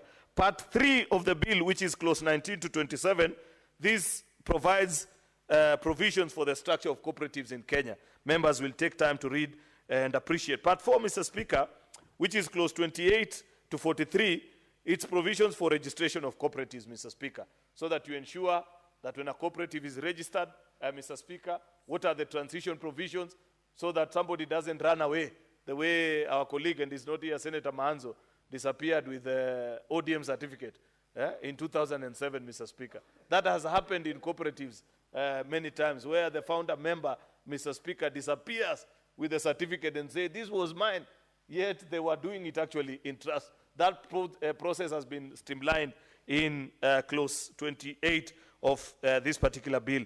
Part 5, Mr. Speaker, includes clause 44 to 50, which contains provisions on the rights and liabilities of members. What members are able to do. You know, previously, I have seen members, you know, KTDA, for example, Mr. Speaker, and you and I are representatives of farmers. We have KTDA factories in our counties. KTDAs are forms of cooperatives, Mr. Speaker, because it is farmers that have come together, they put up a factory, Mr. Speaker, and they have handed over management of that particular factory to a managing agent called KTDA. That's a form of a cooperative, much as they are governed under the Companies Act, Mr. Speaker, and that is something that we were not able to resolve when we were passing the tea legislation in this House. And I hope, Mr. Speaker, that this time of Parliament, we can actually provide clarity, because I don't think anything that is owned by multitude, you want to subject it to the same set of laws with a company that is owned by either a sole proprietor or 3 or 4 individuals. These are companies that are owned by thousands of people. And therefore, I believe they should be governed more, actually, by the Cooperative Act more than companies, Mr. Speaker. That is why you find an innocent farmer in Kubu, Mr. Speaker. When they walk to the factory next door, even the watchman alone can stop them from accessing the factory. Yet that particular farmer is the owner of that factory through their contribution of tea that they give to that particular factory each year. We have provided for the rights and liabilities of members in our cooperatives in this section, clauses 55 to 66, Mr. Speaker. 67 and 68 provides for amalgamation and division of cooperatives, the various types of cooperatives that you have. What is it that is a smaller cooperative and a larger one, Mr. Speaker? We didn't want to lump all of them together. A cooperative such as yours, the one that I've given as a perfect example, or Imarisha and Kericho, Mr. Speaker, that has tens of thousands of members, cannot be governed by the same set of laws, for example, like Kapsoit Boda Boda, the one I fundraised a few days ago for, Mr. Speaker, that has hardly a few hundred members, Mr. Speaker. Therefore, we have provided for the classification of the various cooperatives that exist. Under Part 11, Mr. Speaker, which is a provision for charges on cooperatives, and there is inquiry, inspection, Mr. Speaker, and the special powers of the Cooperatives Tribunal. Mr. Speaker, we are setting up the Cooperatives Tribunal, and I hope these tribunals, Mr. Speaker, don't turn out to be toll stations, where when members dispute, if they are to form or lodge a complaint, Mr. Speaker, then it is just the highest bidder that is listened to. It must be manned by men and women, Mr. Speaker, of great integrity, who understand that they are dealing, Mr. Speaker, with ordinary citizens who may not have the force, Mr. Speaker, to do many of the things that are being looked at under this particular law. So, Mr. Speaker, this is a very comprehensive piece of legislation. And I hope that members will take time to appreciate, read it, give their comments, Mr. Speaker, including on the tribunal, Mr. Speaker, and when the tribunal, for example, in section 131(2), I just wanted to read that particular part to make this case, that where the Cooperatives Tribunal enters judgment in terms of award together with cost, it shall issue a decree which shall be enforceable as a decree of a tribunal, Mr. Speaker. Just giving it powers, you know. And what happens if you fail to attend a cooperative tribunal, Mr. Speaker, and what will happen, and so on and so forth, Mr. Speaker. So, Mr. Speaker, I want to urge members that we support this particular bill. Share your thoughts, Senator Osotsi. I know, for example, you are very actively involved with the cooperatives in Vihiga, including the Boda Boda one. One of the best performing, actually, in the country is the one. Those gentlemen from your county, they were in my county when we were fundraising for the ones in Kapsoit that I mentioned. And they extended an invitation to me, said when we will be having such a function in Vihiga, we will invite you. I think it's in the next few days, Mr. Speaker. Actually, it's this weekend, if I am not wrong, Mr. Speaker. You must make sure that you make comments and tighten the cooperative space so that the funds that you raise for them on Saturday end up benefiting the members, as well as so many other cooperatives that are in your county. Therefore, Mr. Speaker, this is an important piece of legislation which I want to urge colleague members to support and reach and ensure that we guide our cooperative space for the betterment of our country. With those many remarks, Mr. Speaker, I beg to move and request the Senator for Kakamega, the whip of the majority side, Mr. Speaker, to second. I thank you. Senator Dr. Mboni Karware, the majority whip. Mr. Speaker, it is both an honor and privilege that I'm seconding this very important bill. Because, Mr. Speaker, had it not been for the cooperative effort, I would never have owned a home in Nairobi. Myself. No, I'm not like you, Mr. Speaker, who is a dynasty from a mirror-selling family. Mr. Speaker, cooperatives mean many things, indeed many things. And listening to the leader of the majority speak, I want us to think much more. He has severally referred, Mr. Speaker, to the self-organization of members of cooperatives to raise funds. And he has mentioned numerous occasions when he's been to initiatives of fundraising for this initiative, up to and including the one that he will do back home in Vihiga this weekend. Leader of the majority, you are most welcome. And please come with good money. Because as you know, I was whispering in your ear last month that your transformation into a mogul is truly celebrated by me, who has a son your age. And therefore the proceeds of your mogul industry, when they come to Vihiga this weekend, will be very grateful. But more seriously, Mr. Speaker, what do I mean by we should think it further? We cannot expect to achieve equity by relying on Harambee. I know, because he's a man of many networks, any politician who becomes the guest of honor at a serious function like this has got connections in several offices of government. So if it is from government that some of the monies that they donate in those Harambees they get, then we should restructure the government so that everybody who is sufficiently organized, who demonstrates understanding and existence of the cooperative effort, should have access to that funding. Mr. Speaker, this is no different from the effort by all senators led by the Senator of Kiambu, young Karungu Thambwe, who is struggling that we amalgamate all bursary efforts so that all funds that can help children who require money can be taken back to the Ministry of Education and education be made free. The reason for this is because the thinking which we support in this bursary issue is because we want to see every child have an equal opportunity to bursaries. And the best way is just to use those monies to make education free.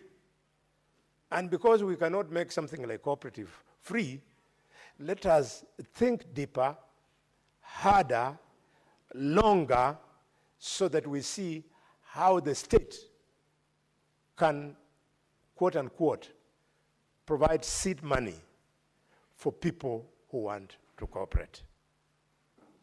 Mr. Speaker, just like all of you, you cannot be in politics and lack in your cap a feather of what you have done for the cooperative effort in this country.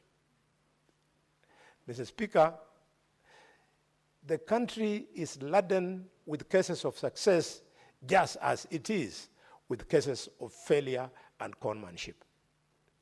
I hope that with this law, we will now make it easier for people to have confidence in the safety of their funds. Because the people who are in charge of the cooperative movement at whatever level, community level, whichever levels we shall put, the end result is they end up stealing money meant for these people.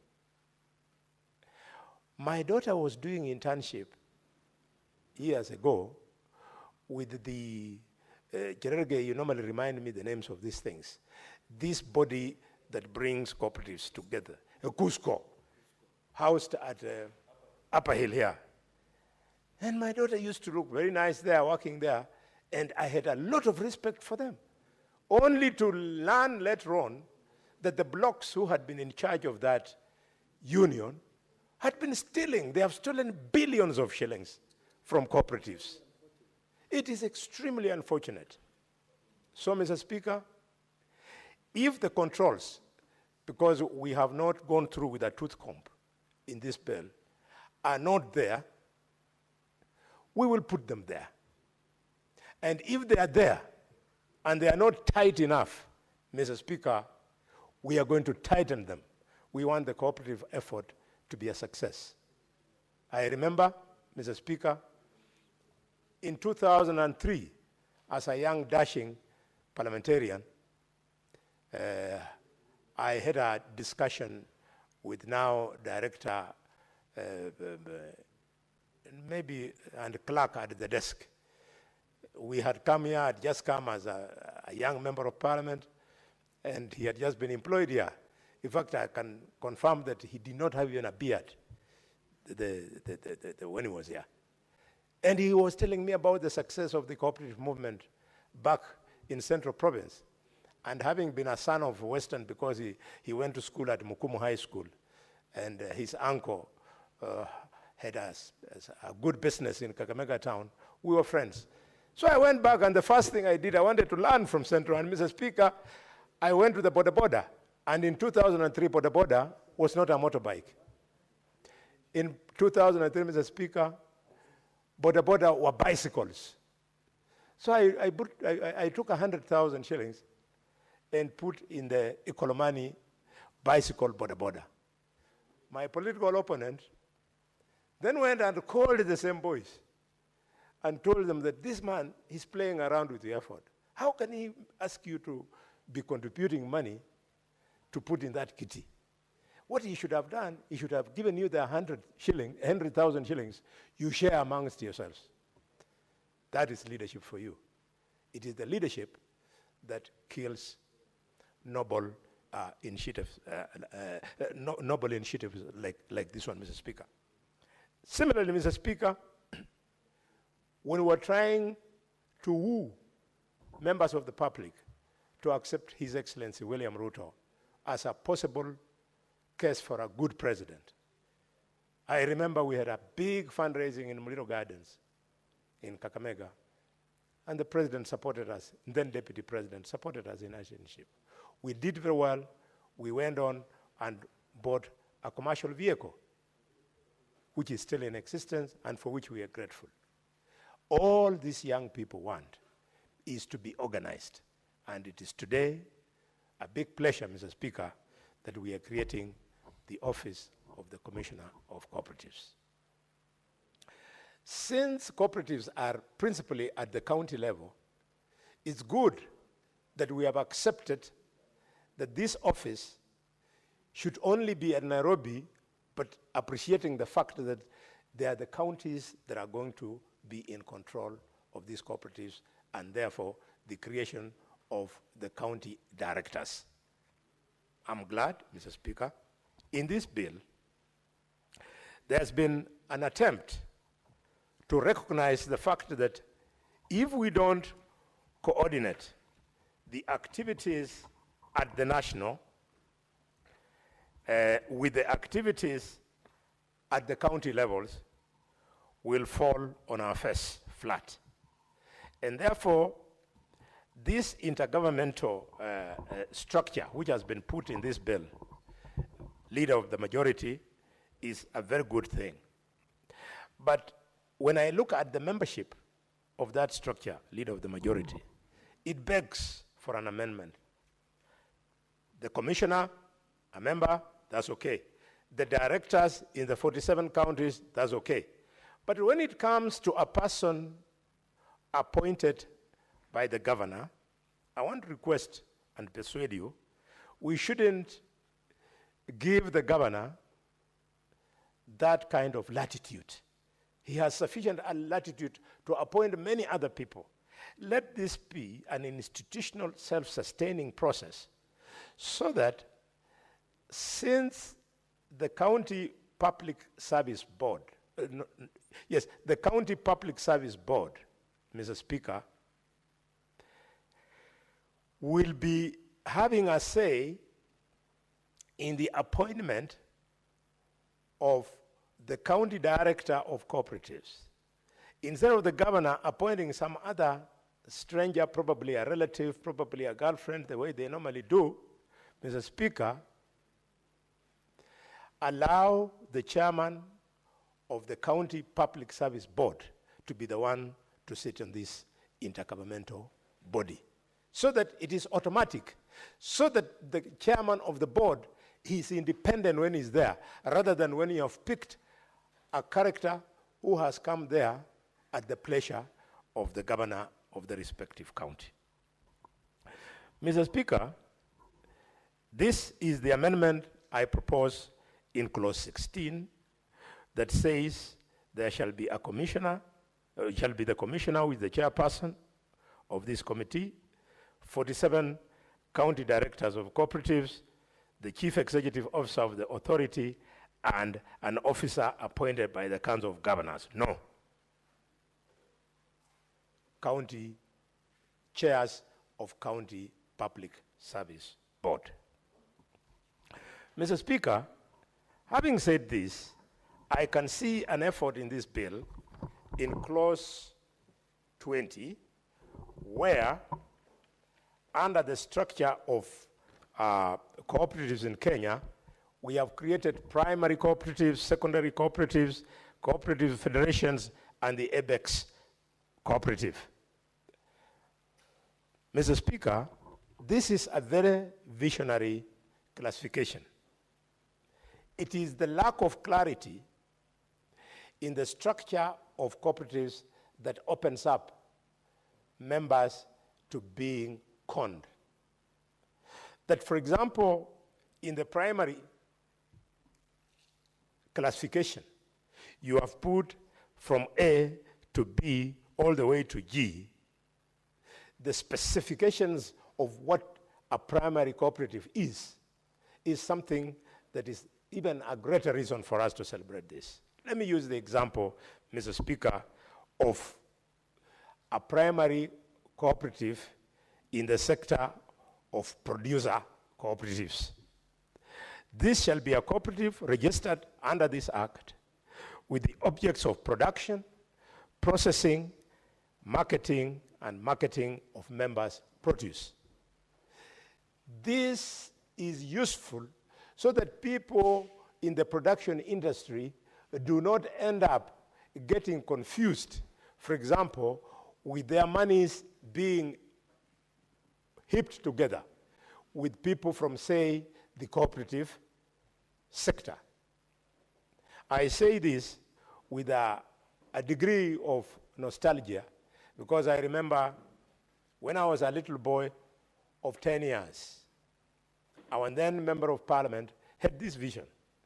So he created a Kolomani Cooperative Society at the same time that Kitunguri Cooperative Society was created when I was a 10-year-old schoolboy.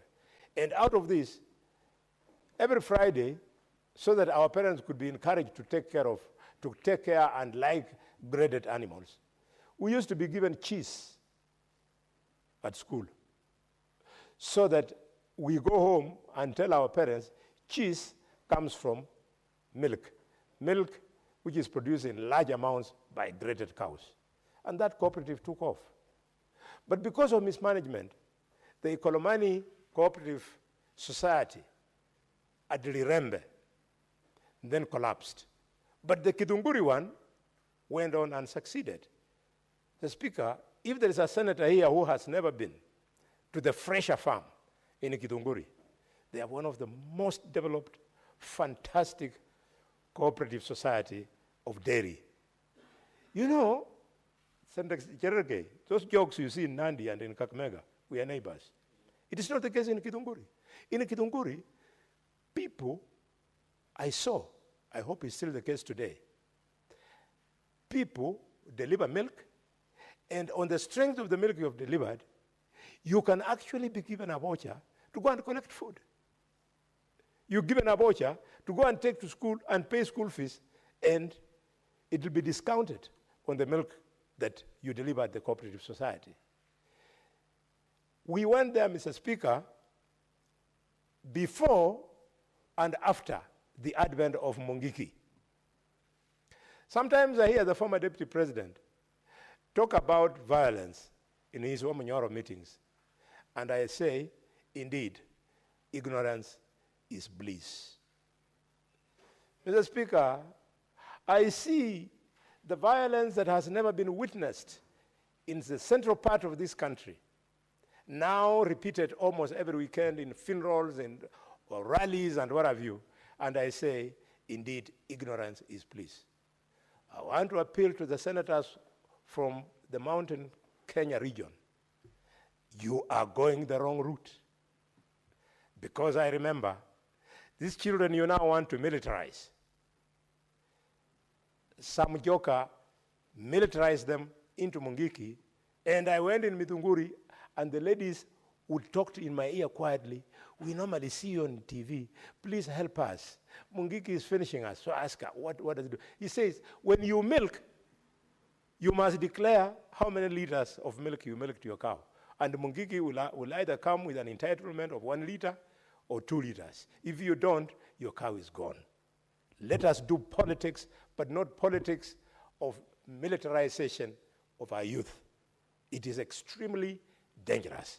And having said that, may I also inform the former deputy president, who is a good friend of mine. We campaigned with him for many, many months to win the presidency in 2022.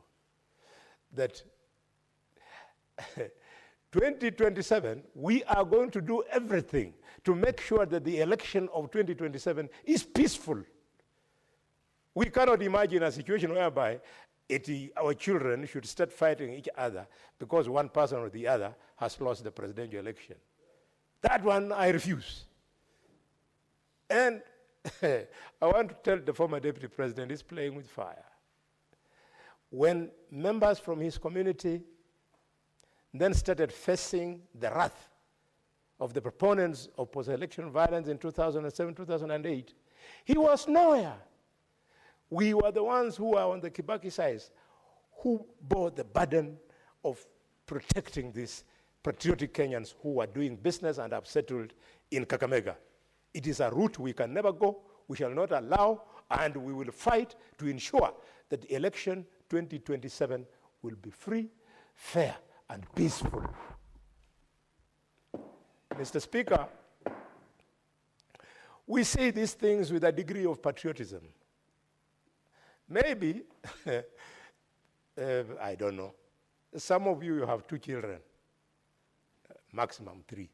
So in the event of the country bursting, you will quickly look for 5 passports, 1 for yourself, 1 for your wife, and 3 for your children. How about me? I will not know where child X is, child J is, child Y is. I would die out of worries, Mr. Speaker. I need peace so that my children, wherever they be, I'm assured that they're okay. I'm serious. I'm telling you. It is a thought that I cannot entertain in my mind. Mr. Speaker, the wives are adults, but my children, I can kill you for them. The wives could very well take care of themselves. Mr. Speaker, I cannot end my contribution in seconding this motion without mentioning something about CS Wycliffe Ambetsa Oparanya.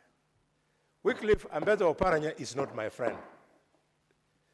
Wycliffe Ambetsa Oparanya is one man against whom we have competed longest in my career. And therefore, we are serious political adversaries. Thank God the elders brought us together sometime last year and we buried the Hajjet. It is going to remain that way. Why I want to celebrate Oparanya is that Oparanya has breathed new life into this ministry. In fact, there are people who think this ministry of cooperative only came around when His Excellency President William Ruto met Oparanya minister. This ministry has always been there, leader of the majority. But all of a sudden, Oparanya is there and is doing a good job. This is why sometimes I want to disagree with my younger brother Edwin when he doubts that Baba gave President William Ruto experts to help him run the government. I think it is true, because Oparanya is behaving like a typical expert in members of cooperative.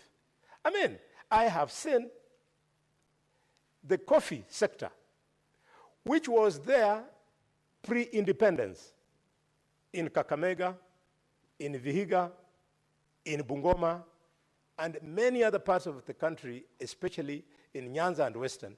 They had all died. But Oparanya, every day on social media, I see he's there, he's doing this, he's doing that. We must give him space. I only want to urge members of the National Assembly, Budget and Appropriation Committee to make sure that they put sufficient funds at the disposal of CS Oparanya so that we have enough funds. I appreciate the fact that there is something they call the cherry fund, but we should have enough funds to make sure that farmers who want now to rejuvenate, to reinvigorate these factories of coffee can now be able to get good seedlings. And I would like to urge members of the farming community, especially those interested in coffee in Kakamega, not to be in a hurry, just because of the hype which I can see going on now, to plant seedlings. I have had an opportunity to sit with the senator of Kirinyaga, who appears to understand coffee farming very much, Mr. Speaker, and he has confirmed that if you prepare, get the right seedling, measure it against the soils and so on, your plant grows much faster. With those many remarks, Mr. Speaker, I second.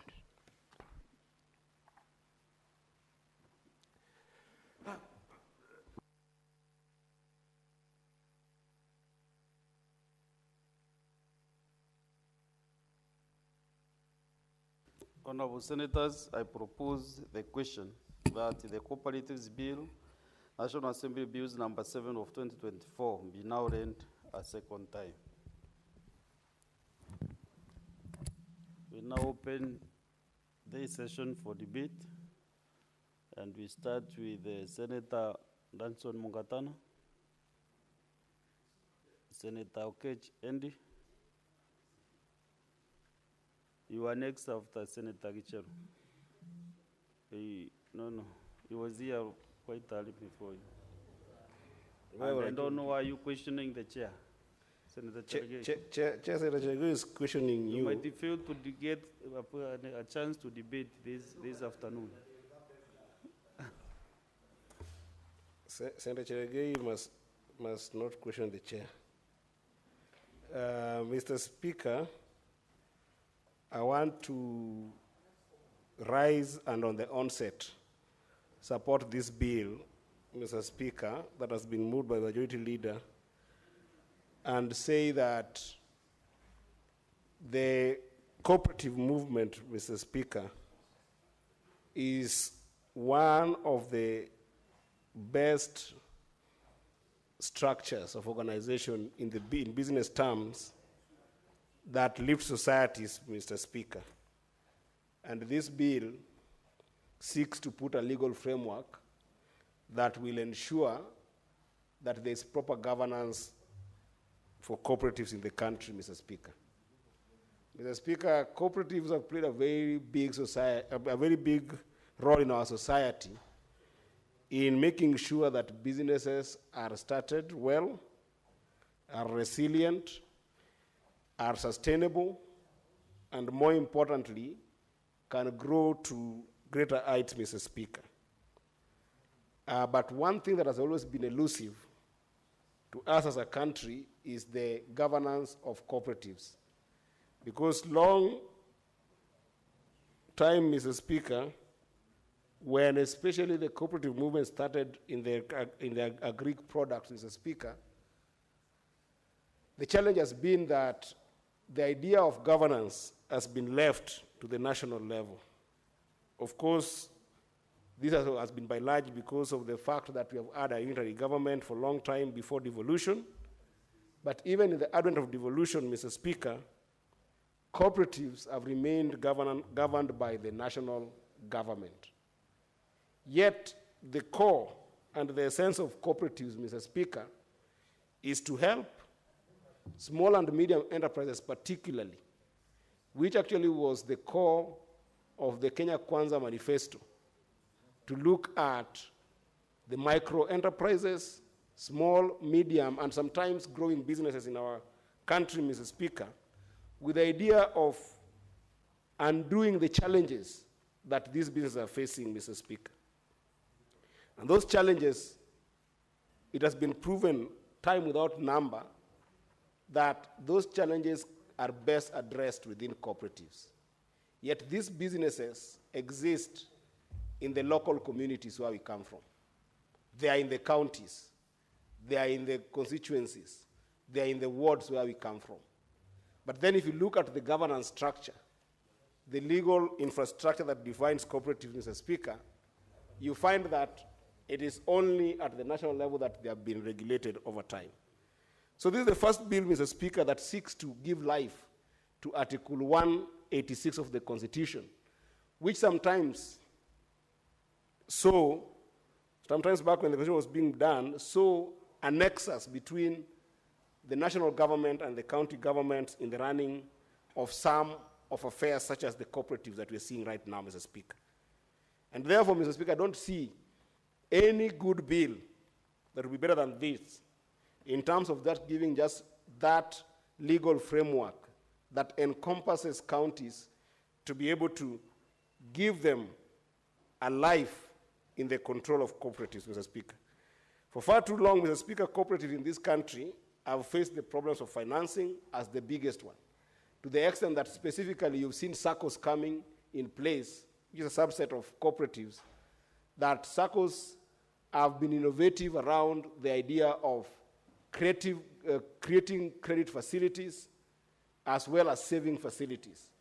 And Mr. Speaker, you'll see that a number of those SACCOs that we have seen in our borders have ended up changing lives to the extent that most of the informal business that we see today, or people who are still in the informal economy, over 70% of our country, Mr. Speaker, is still in the informal economy. If you look at the number of people who are employed and taxed in this country, Mr. Speaker, it's barely 30%. And that informal economy, the Juakali sector, the boda sector that right now NTSA has given as having 1.5 million people in our borders, Mr. Speaker, those people can only make sense of growing their businesses within some form of a SACCO, which has specifically chosen the line of financial services and being able to help its members to figure out those financial services. And Mr. Speaker, even last week, we were with a number of senators from this house who I want to thank very much. And I know that, Mr. Speaker, your contribution also reached the people of Migori, and your message was well home with the people of Migori. I know you were traveling in Israel last week, but then you saw the sense of being able to organize the Migori people who are in the boda industry in SACCOs, where, Mr. Speaker, you won't imagine they might look like little SACCOs where they don't have proper financing to help them acquire bodas where the cost of bodas tend to be very expensive. Yet, Mr. Speaker, when they organize themselves in those small SACCOs, they are able to lend each other money, and they are able to support one another to acquire one more, and two more, and three more bodas within their SACCOs. And last week, Mr. Speaker, through the effort of colleagues in this Senate, we were in Migori County to help the boda SACCOs of Migori, and we raised 12 million. In a place where in their SACCOs they used to borrow from each other in their small constituencies, maybe 50 shillings, now we have expanded that tenfold, that they're going to borrow and lend one another even up to 50,000, which, Mr. Speaker, is enough to give a deposit to get a boda from Watu Credit, to get a boda from Mogo, or to get a boda from Progressive and other financiers that are in the market, Mr. Speaker. So the role of cooperatives, as demonstrated by SACCOs, Mr. Speaker, cannot be understated. And the whip, majority whip, Senator Boni Alwale has just spoken about how cooperative movement have changed even the lives of farmers who are giving business sense in the milk industry on the mountain where you come from, Mr. Speaker, from the mountain. And you can see how this can transform the lives of our people. Yet, the challenges of governance and mismanagement of SACCOs, Mr. Speaker, have constantly remained with cooperative movements, to the extent that mismanagement of those cooperatives are not just based on lack of proper leadership and vision to cooperatives, but also to the extent that when members contribute to these cooperatives, they end up losing sometimes their own contributions into the cooperatives. And we have seen time without number, Mr. Speaker, that it is not only the local cooperatives that are struggling, but even the larger governing bodies at the national level that makes it impossible for cooperatives to have a sustainable way of corporate governance. This is an issue that can be made better with proper regulation that does not only look at national government's role, but also the county government's roles, which is what this bill seeks to address in terms of giving life to Article 186 of the Constitution. Mr. Speaker, we have also seen time without number because by the sense that SACCOs are always built by members who come from these localities, local communities, not as vibrant in terms of business acumen as compared to bigger companies or bigger businesses that have found footing in our economy, Mr. Speaker. The SACCOs tend to have a serious lack of capacity and a serious lack of skills in terms of what would make their, not only the SACCOs, but also the cooperatives tend to lack that capacity and skills in terms of what would make them be more business competitive. And this happens, Mr. Speaker, not because of lack of exposure of members, but because of lack of avenues for incentives and support by the governance structure at a national level that is only keen to make sure that they are oversighted, but not giving them support. I think, Mr. Speaker, with what is proposed in this bill, that support can come where we have got a county body working together with a national body and being able to give this support to cooperatives in our communities, Mr. Speaker. One that is close to my heart, Mr. Speaker, is that because traditionally the cooperatives that we have seen, among them, Mr. Speaker, you have just been told about the milk industry, some we have seen in the form of sugarcane industry, but they've not done very well as compared to sometimes even the maize industry. Mr. Speaker, one of the biggest challenges we have had with SACCOs is a generational gap. There is no legal framework that requires for proper transitions, for proper engagement with generational change in SACCOs, Mr. Speaker. If you look at where you come from, Mr. Speaker, and you studied the cooperatives, from where you come from from the mountain and central Kenya, Mr. Speaker, you'll find that most of the people in the milk cooperatives, Mr. Speaker, are quite elderly people because it has been traditionally been seen as a place of owners of capital. And owners of capital here will be people who own the land, people who own the animals, people who own the factors of production that ended up defining the business in the locality that then made it possible for those circles to mushroom. And, Mr. Speaker, partly also is because young people in most of the cooperatives that you have in the country, those jobs don't seem lucrative to young people. So, for instance, agriculture becomes somewhere that young people don't want to venture in. And therefore, they miss becoming members of these cooperatives. And, Mr. Speaker, that generational gap is a very dangerous one for our country, Mr. Speaker, if not given life by this kind of legislation. Because When there is no succession planning in these cooperatives, Mr. Speaker, then the circles becomes just avenues for building businesses for subsistence, but not building businesses that have got commercial viability that can compete, not just at a national level, but even at a global stage.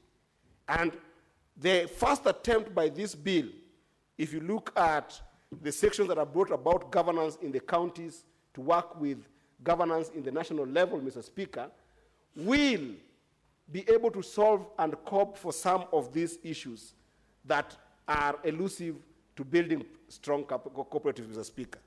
And to some extent, Mr. Speaker, those challenges have also gone to gender gaps. Mr. Speaker, you've seen a number of cooperatives that are run within our villages.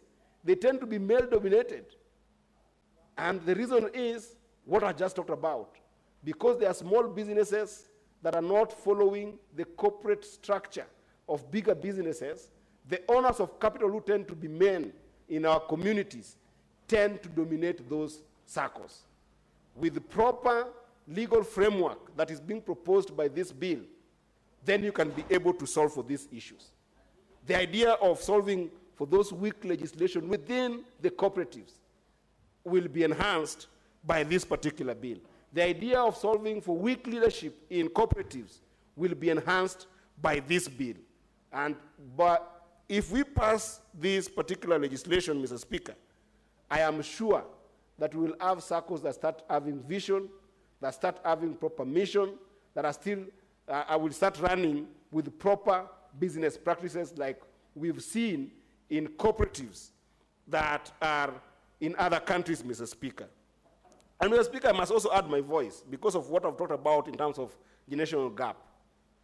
Mr. Speaker, today, if you were to think about a replacement of banks in our country, because our country has done very well in terms of just thinking about financial services. You know, if you go to places like the United States, or even by large in Europe, most people who have tried to do businesses tend to depend on two things, Mr. Speaker. Number one is proper line of credit from banks. The banking institutions have been very big, and to the extent that even daily expenses are found within a credit card. So people tend to depend on credit card, both for consumption for business, enterprises, as well as just individual subsistence, Mr. Speaker. And number two, there is a stronger investment in venture support. You hear about venture investment, venture capitalists, who can be able to identify a business, and after identifying a business, then they go ahead and invest in those businesses. We do not have strong venture capital environment in Kenya. We don't have strong venture businesses that people can place capital and be able to support business in Kenya. So it means that when we have got very strong youth bulge in Kenya that we see today, a number of young people leaving school and wanting to start a small business, even just by having a camera. We have seen very good young ladies from schools as well as young men from schools going to start to train themselves in a way that then they use the camera to start a business, Mr. Speaker. The best way to support them is to ensure that we don't put them in a perpetual state of politics, perpetual state of, radicalizing young people with language that I hear from people like the former deputy president calling on young people to, take arms and start being violent, Mr. Speaker. But the best way is to make sure that these young people can be put into cooperatives and be supported if this kind of bill passes this kind of house, Mr. Speaker. Therefore, Mr. Speaker, I want to say categorically that this is a very good bill that I think we must support very fast. And, Mr. Speaker, I wanted to beg this House that even as we support it, Mr. Speaker, we ensure that some of the classes that have been put together can be able to take advantage to make sure that that governance structure that is being proposed here, Mr. Speaker.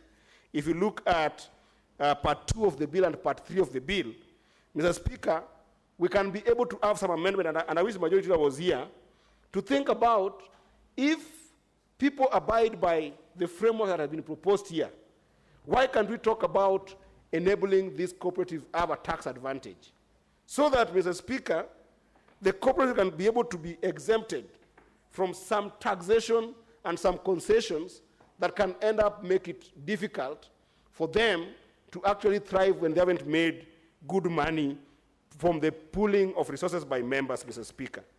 I also think that, Mr. Speaker, because we are now devolving the governance to the grassroots level, Mr. Speaker, there is an opportunity from this bill for an amendment to make sure that we can be able to interrogate the cost of running this cooperative, Mr. Speaker, by lowering the transaction structures that membership must then be able to put. Because some of the costs of registering cooperatives, Mr. Speaker, that we have seen, because it's being housed nationally for the longest term, those costs tend to cater for those facets.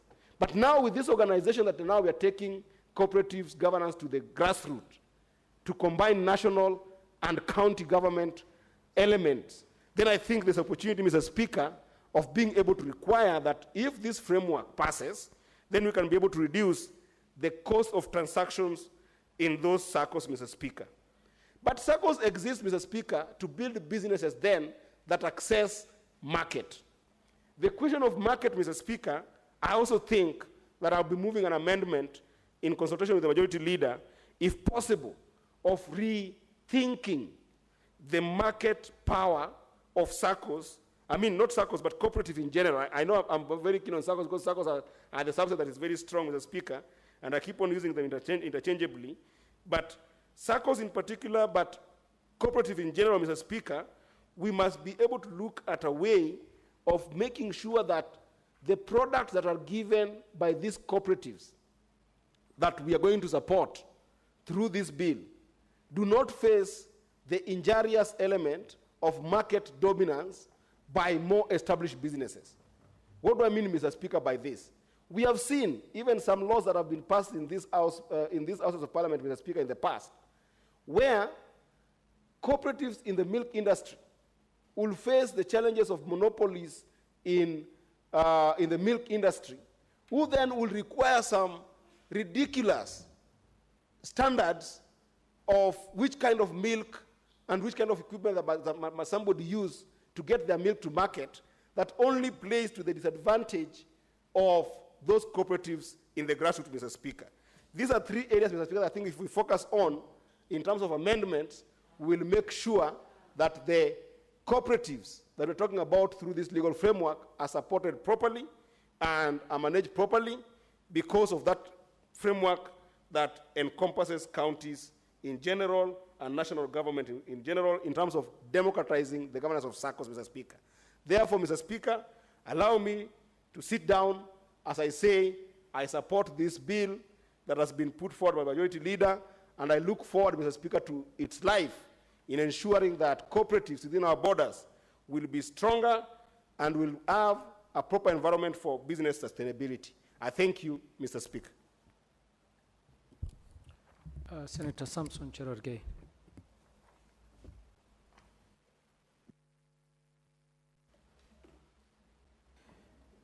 Thank you, Mr. Speaker, sir, for this opportunity. I want to allow me to make a few comments on the National Assembly Bill number 7 of 2024. Mr. Speaker, this is significant. You know, cooperatives, Mr. Speaker, is devolved.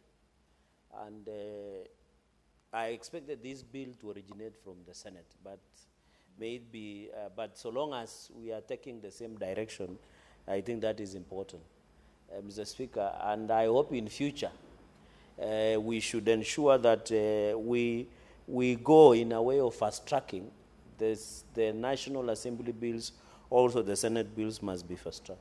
Mr. Speaker, the origin of cooperative movement in this country started way back in 1908 through formation of dairy sectors by the white settlers.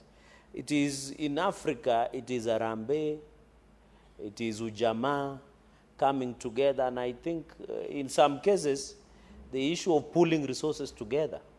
Mr. Speaker, most of us are able to do even our small investments, scarcity of cooperative societies that we run in this. Mr. Speaker, I speak as a former vice chairperson of Parliamentary Circle, and also as the director of Parliamentary Circle, or PACOSA as you call it. And I can tell from the members, the way they have spoken, the support of the circles in this country is very critical. Even as members of parliament, we have our own circle. There is also Bunge Circle, there is Police Circle, there is Teacher Circle. So, Speaker, it assists many of the investments that you see, even ownership of small investment. Even some of the projects, the small projects some of us do, we do it courtesy of the circle. So it means we must pool resources, Mr. Speaker. So as a farmer, cooperative movement must be revived. And I'm happy Cabinet Secretary Wycliffe Ambetsa Oparanya, Governor, and the current CS should push and ensure we have more resources to revive and jumpstart most of the cooperative society. You and me come from a farming community where we need this cooperative to ensure our farmers, Mr. Speaker, get an opportunity of ensuring, Mr. Speaker, that we have opportunity of ensuring that cooperative farmers get opportunity. Mr. Speaker, when you look at this bill, I can see they have tried to address the issue of registration, regulation, supervision, standardization, Mr. Speaker, even how liquidation process of most of these cooperative societies. What plagues cooperative societies in this country? There are many challenges, and I want to agree that we should prevent cooperative societies from going under because of poor leadership, poor governance, and also corruption that is killing most of it. Look at the coffee sector. Look at the dairy sector. What killed KCC? What killed cooperative of coffee? What killed most of the cooperative? Now we have border circles. We have matatu circles, Mr. Speaker, that even now we have border circles, a number of them. We have cooperative, especially dairy, like Lelchego, Tankin, Kabiye dairies, Mr. Speaker. Number of cooperative like Ipsiele, Coffee Cooperative, Kabunyeria, some in Taunet, some in Aldai, Mr. Speaker, so that it makes, Mr. Speaker. Mr. Speaker, and therefore as a country we must pool resources together for the benefit of all of us, Mr. Speaker, going into the future, Mr. Speaker. Mr. Speaker, you remember today in the morning when I was in the talk show, when I was in Citizen at the State of the Nation, we must as a country also be disciplined. This issue of indiscipline, corruption, and bad manners and bad governance should not thrive in our country. Even when you are not, even when you are an activist, whether you are an activist, whether you are a director of a cooperative society, Mr. Speaker, and I told the country that one of the activists will resurface today, and they have resurfaced today, Mr. Speaker, and I was very right, that in this country, the bad manners should not be exported to our neighboring countries like Tanzania, like Uganda, and many others, Mr. Speaker. In fact, I want to challenge Muhoozi Kainerugaba, the CDF of the Uganda, the Chief of Defense Forces of Uganda, Muhoozi Kainerugaba, and President Museveni to be on the lookout for activists who have, you know, they are so used, Mr. Speaker, of indiscipline that they want to export outside the country, Mr. Speaker. So we must ensure we don't transport bad manners to cooperative movement in this. We attended, and I've read the bill, and I know whether the senior counsel has read. One of the essence of this bill is to create and ensure education, training, information, and cooperative capacity development for cooperative directors and CEOs who will run these cooperative societies, Mr. Speaker. And even certification and accreditation. Mr. Speaker, if we want to achieve, we must ensure that the Cooperative University of Kenya is anchored in this bill, so that we have a standardized way of accrediting and standardization, because you can imagine if directors of cooperative are trained differently across the country, we'll never have a standardized format of looking at it. So this is the opportune time, Ministry, and I'll be bringing an amendment so that we anchor the Cooperative University as one of the training centers, one of capacity development centers for development of our cooperative directors and CEO who will run this cooperative, Mr. Speaker, and ensure also they assist us as part of governance, Mr. Speaker. In cooperative governance, we must relook at it, Mr. Speaker. So I want to challenge that we must anchor the Cooperative University of Kenya as part of the people who will, and I'll bring an amendment to ensure we have issues of accreditation, standardization, training, capacity building, and research. And this is one of the only universities that we have in the country that we must anchor to allow us to train. And I think, Mr. Speaker, going into the future, let us also specialize some of these universities. I remember JKUAT was supposed to be agricultural training, including Egerton. We need to ensure, universities are going under. And Senator Omogeni, many people have challenged the university funding model. The reason now most universities are struggling, Mr. Speaker, is because, Mr. Speaker, underfunding. And the president brought a model of university funding that should revive most of these universities, Mr. Speaker. I don't agree what Moi University management did yesterday or a few days ago, that they sacked more than 800 staff in Moi University.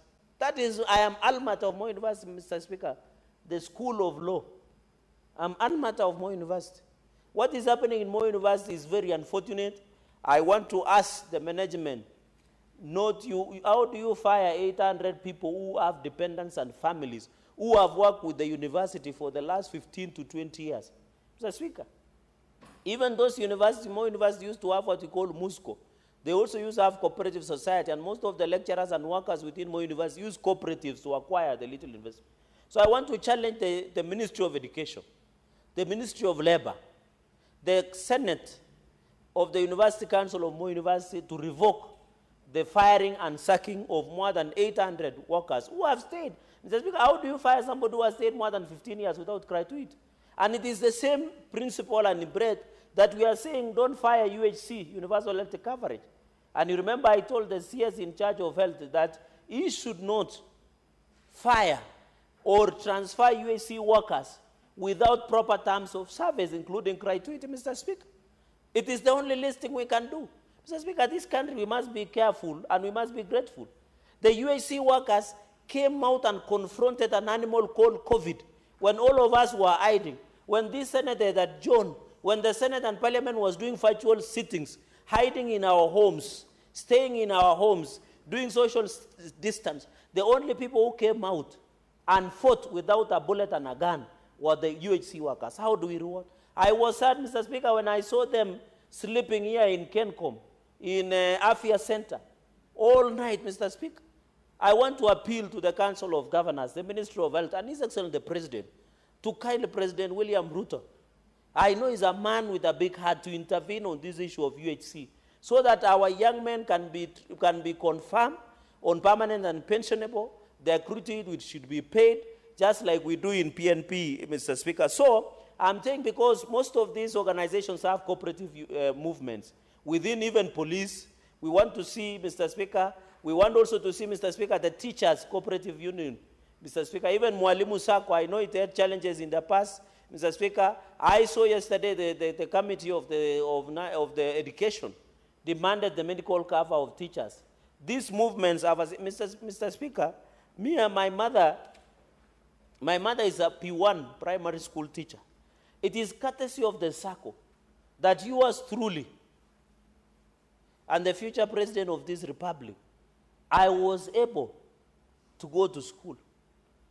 The meager salary that my mother got as a primary school teacher could not take me to the great school of Kapsabet Boys High School if it was not for the Sacco that teachers have, Mr. Speaker. I would not be standing here. That is why I was able to go to Kapsabet Boys High School and later went to Moi University School of Law, courtesy of the teachers.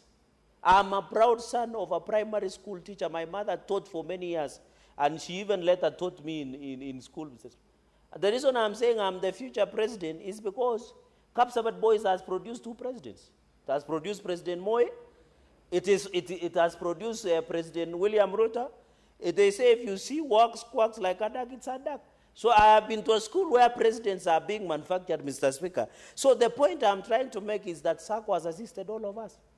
And that is why when I had the cooperative bills, I feel it personal, because it is out of cooperatives that you as truly, Mr. Speaker, who is also the Senator of the Republic of Kenya, elected by the great people of Nandi, and I want to dissuade your governor, Mr. Speaker, that when a senator questions, any senator in this, even you can question about Nandi.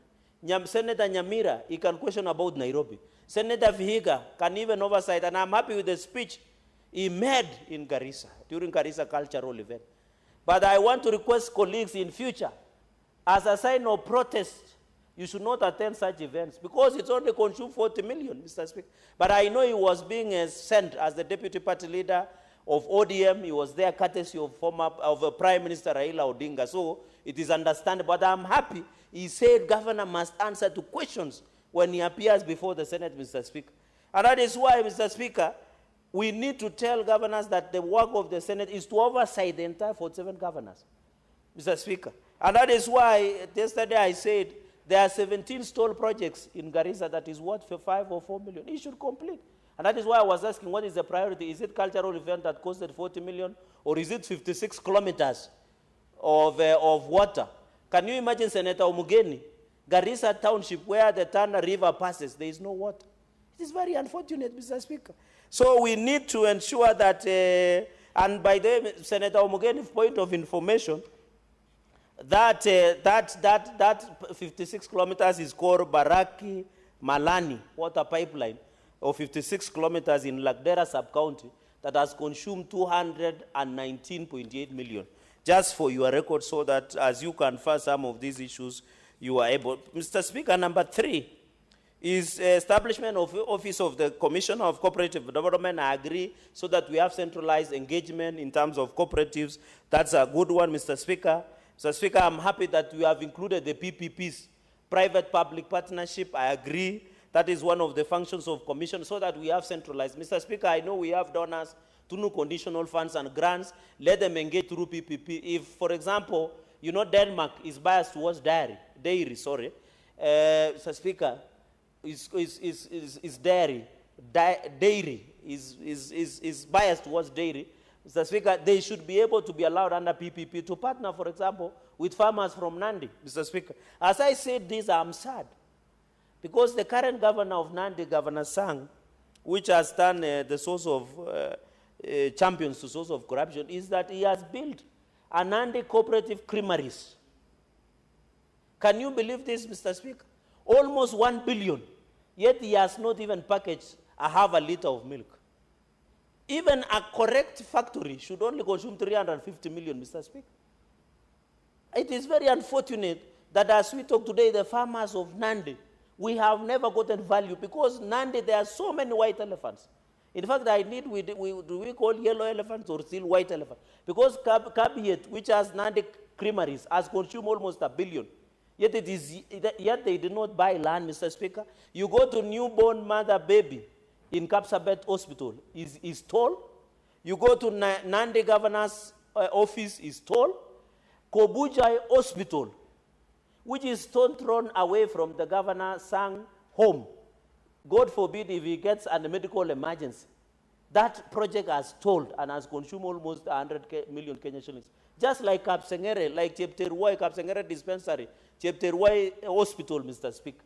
So it is very unfortunate that white elephants continue. I'm saying this because, for example, this issue of PPPs, if the coffee sector, avocado sector, Mr. Speaker, and also to ensure, promote, and develop frameworks for public-private partnerships, PPPs, we must ensure. Even I saw your governor has established something, he's supposed to fund a project called Garissa's Farmers Training Center or something like that, Mr. Speaker. We must ensure that we bring cooperatives into this, and this will be the work of Commissioner of Cooperative. Mr. Speaker, I think I agree also when you look at another clause, because I can see my time is fast spent. The Director of Cooperatives for counties, I agree, but I'm happy that you have given a word of intergovernmental, so that we have that relationship between the Cooperative Commissioner in Nairobi and 47 county directors, so that we don't undermine. Mr. Speaker, you know the biggest threat to devolution in clawback clauses. And we are seeing this legislation that is being sponsored by National Assembly, that they want to claw back some of the devolved function, like health, like cooperatives, Mr. Speaker. We need to be very careful as a Senate, Mr. Speaker. The price of democracy is eternal vigilance. We must be vigilant, Mr. Speaker. We must be vigilant. And that is why there is a saying, Senator Congo, that when you smell a stew from your neighbor and your goat has disappeared, you become suspicious of your neighbor. So we need to be careful what National Assembly wants to achieve, Mr. Speaker, because they are slowly taking the functions of counties and transferring and telling us, you know, NGCDF has done much more than counties. Mr. Speaker, they say before you kill a dog, you give it a bad name. There is corruption everywhere. I want to challenge National Assembly, if they have bowls of steels, sorry, Mr. Speaker, if they have courage, they should oversight their work of national government. There is so much corruption everywhere. What we should be calling out is EACC. But I pity and empathize with Garissa County, because unfortunately the CEO of EACC comes from Garissa. I don't know whether he will be conflicted, whether he can take action against the county government of Garissa, but that is a story of another day, Mr. Speaker.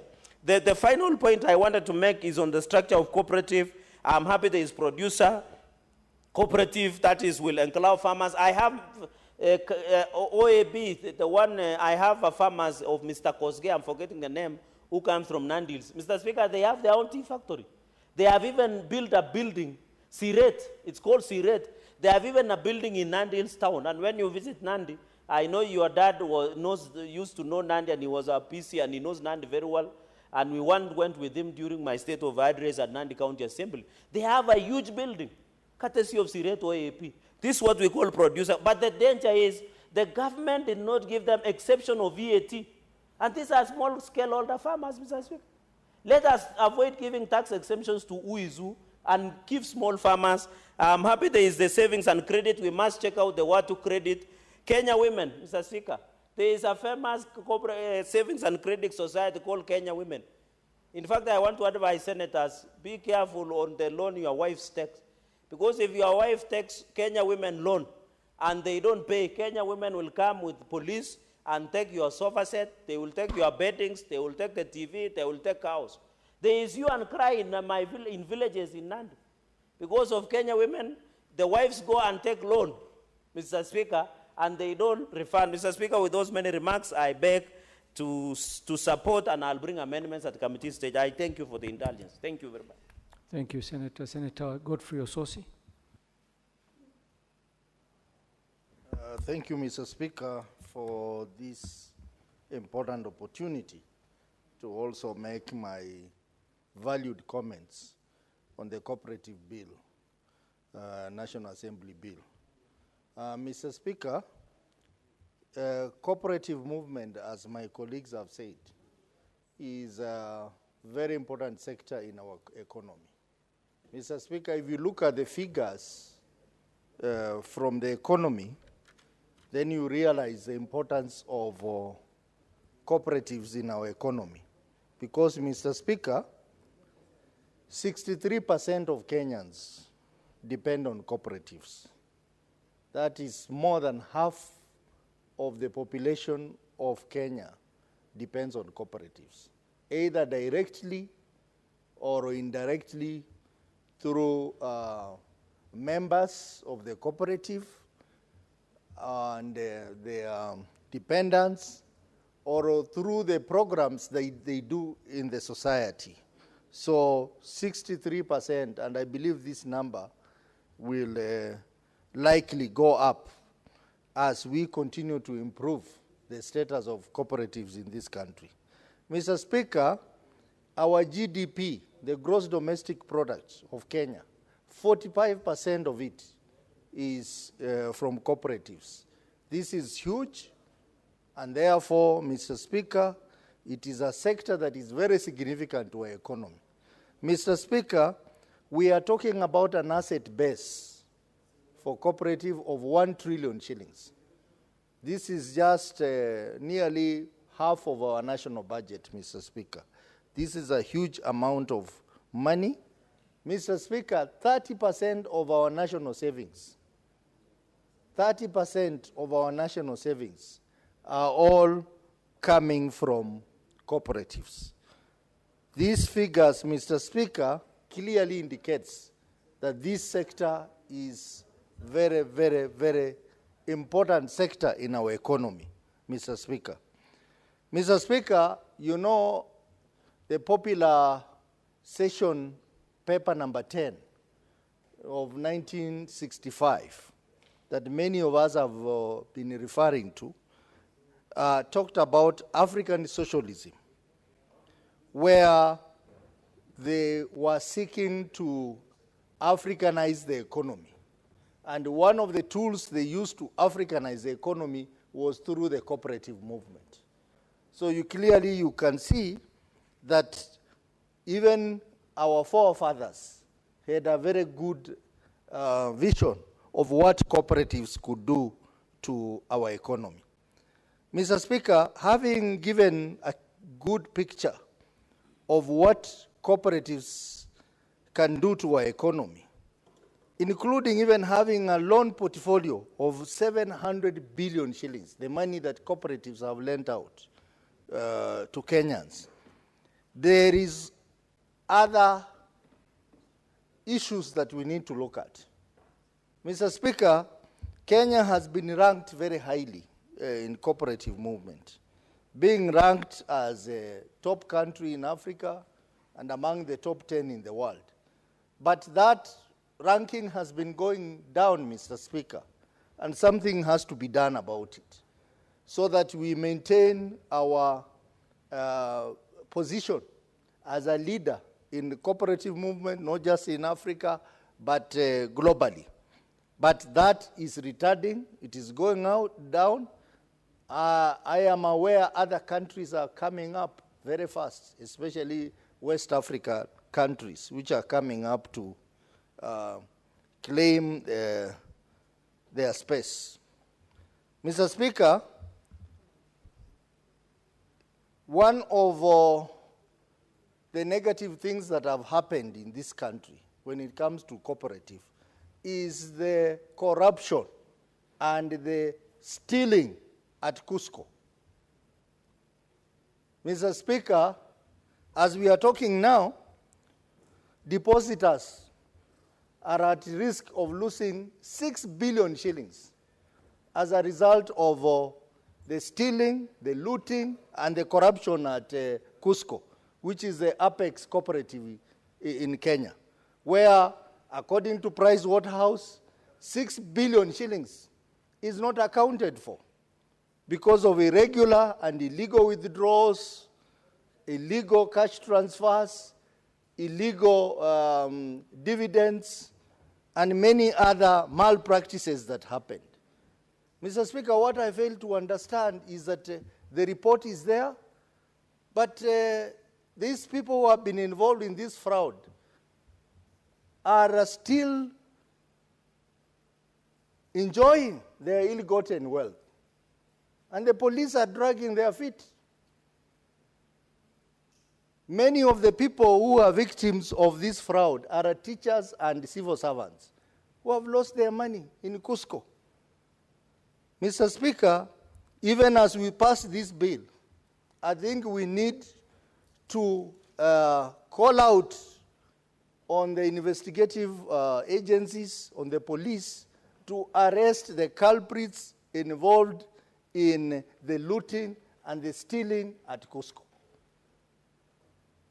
We cannot have a scenario where the apex cooperative in the country, which is supposed to be the key cog in the entire sector, becomes a target of thieves, of looters, and very little is done to protect the funds that have been invested in this Cusco.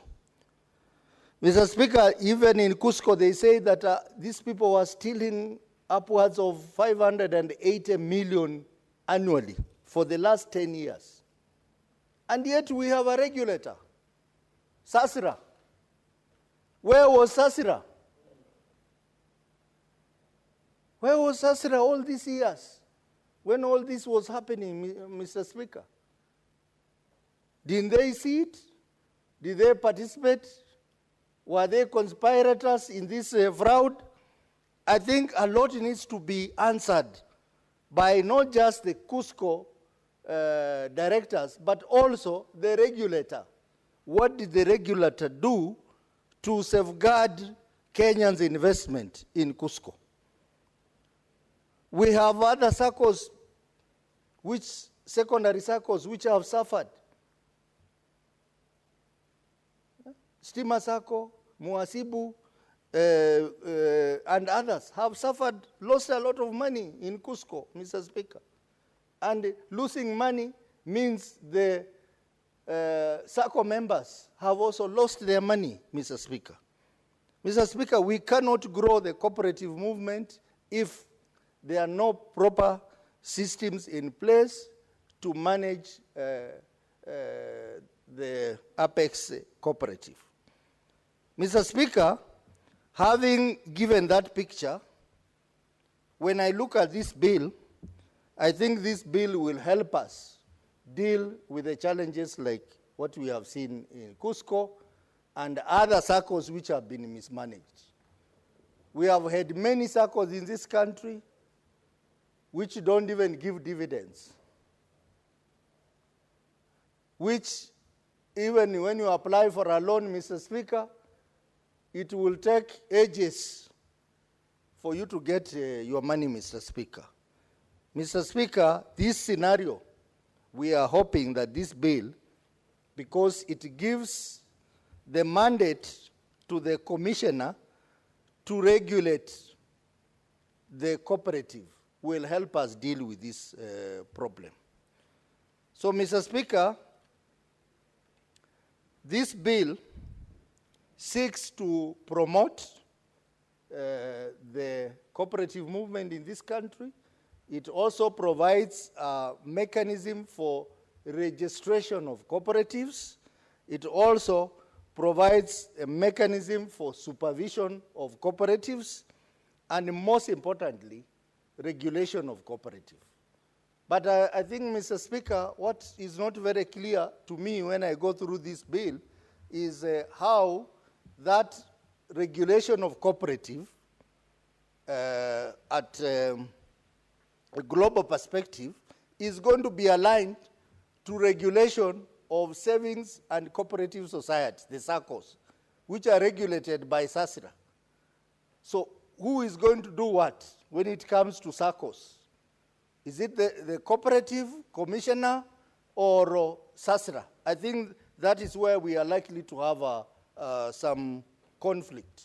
I think moving forward, this is a matter that we need to discuss even as we go to the committee of the whole house, so that it is very clear who does what when it comes to regulation. Because SACCOs are just a category of cooperatives.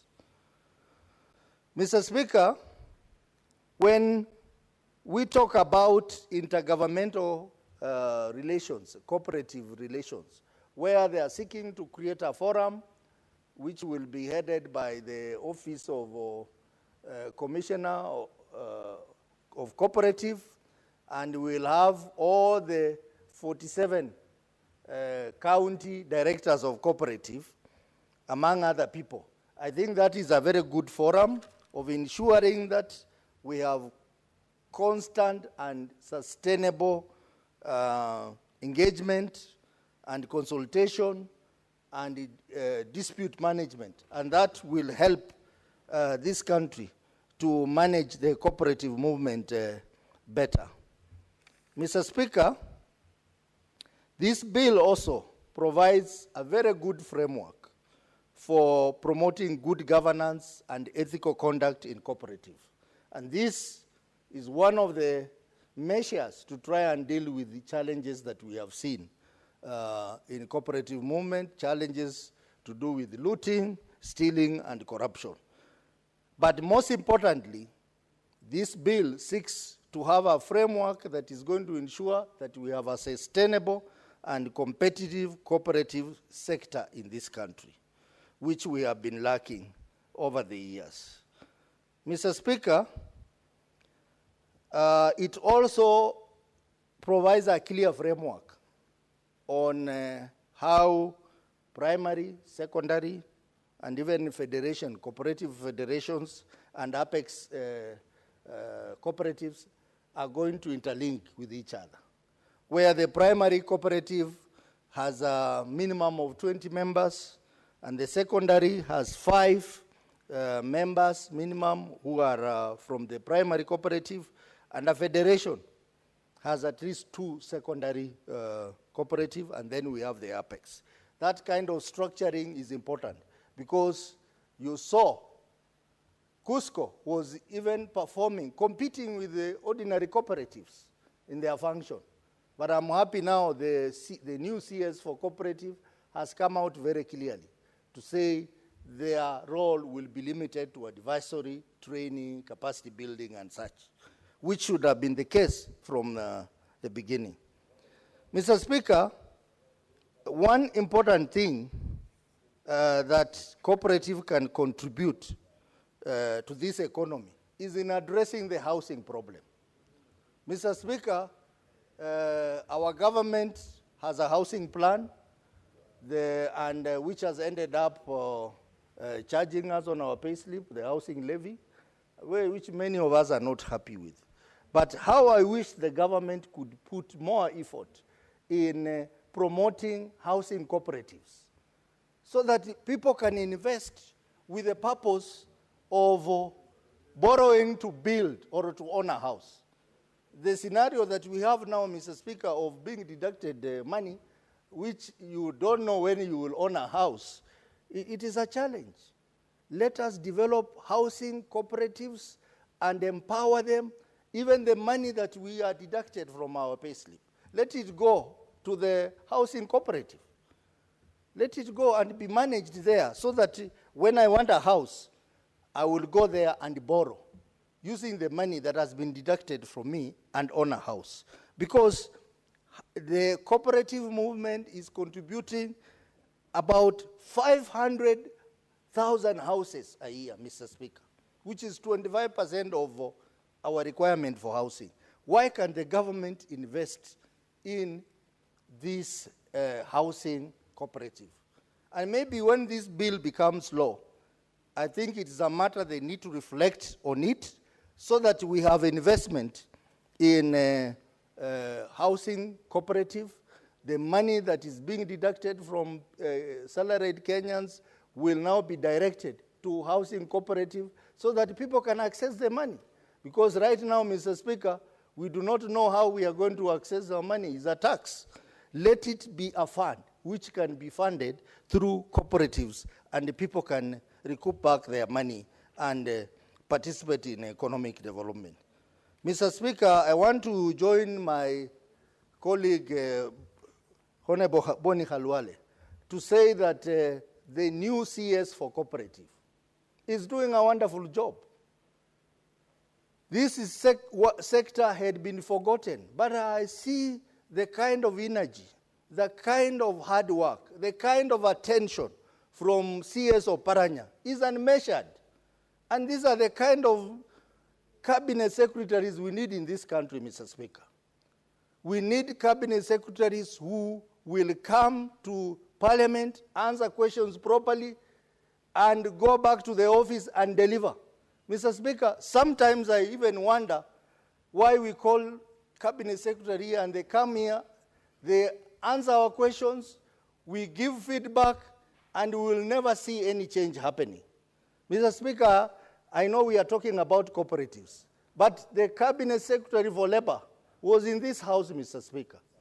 And I raised an issue about a lady who had been killed in Saudi Arabia. Mr. Speaker, the cabinet secretary promised this house that he will give an answer in 1 week. It is now 2 months. Mr. Speaker, I have written a letter to you. I have not received any feedback. Meanwhile, the family of this deceased person is suffering. We want cabinet secretaries who will deliver like Oparanya, Mr. Speaker, who will deliver like Mbadi and others. And that's why us as a party, when we say we have taken our experts to the government, we can see our experts are working, led by Oparanya and Mbadi and the others. So we want to see our cabinet secretary delivering in their respective dockets so that the country can move forward in a better way. Mr. Speaker, with those very many remarks, I want to say that I have also seen an amendment which is saying that directors of cooperatives will be allowed to vie for only 2 terms. Mr. Speaker, I have seen contestation about that provision, where some people are saying that that provision should not be allowed because it is democracy. Let people vie as many times as they wish. I think it's important that we have a term limit in the cooperative movement so that we don't have a scenario where one person has been a director of a cooperative. When I was in the university, he was a director of a cooperative. When I came to work and I became a member of that cooperative, I found a guy there. When I went into business, he was still there. When I became an MP, he was still there. I'm now a senator, the guy is still there. 30 years, Mr. Speaker.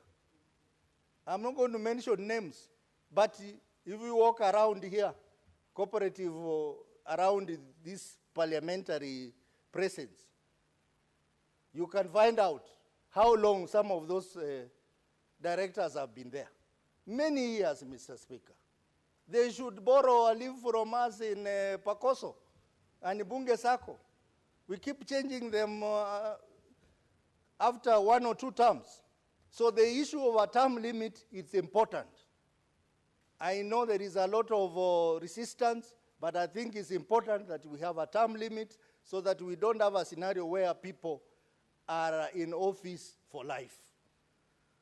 So that we can have freshness, we can have new ideas injected into the cooperative movement. Mr. Speaker, with those few remarks, I support this bill. Thank you, Senator. Senator Mugeni. Eric.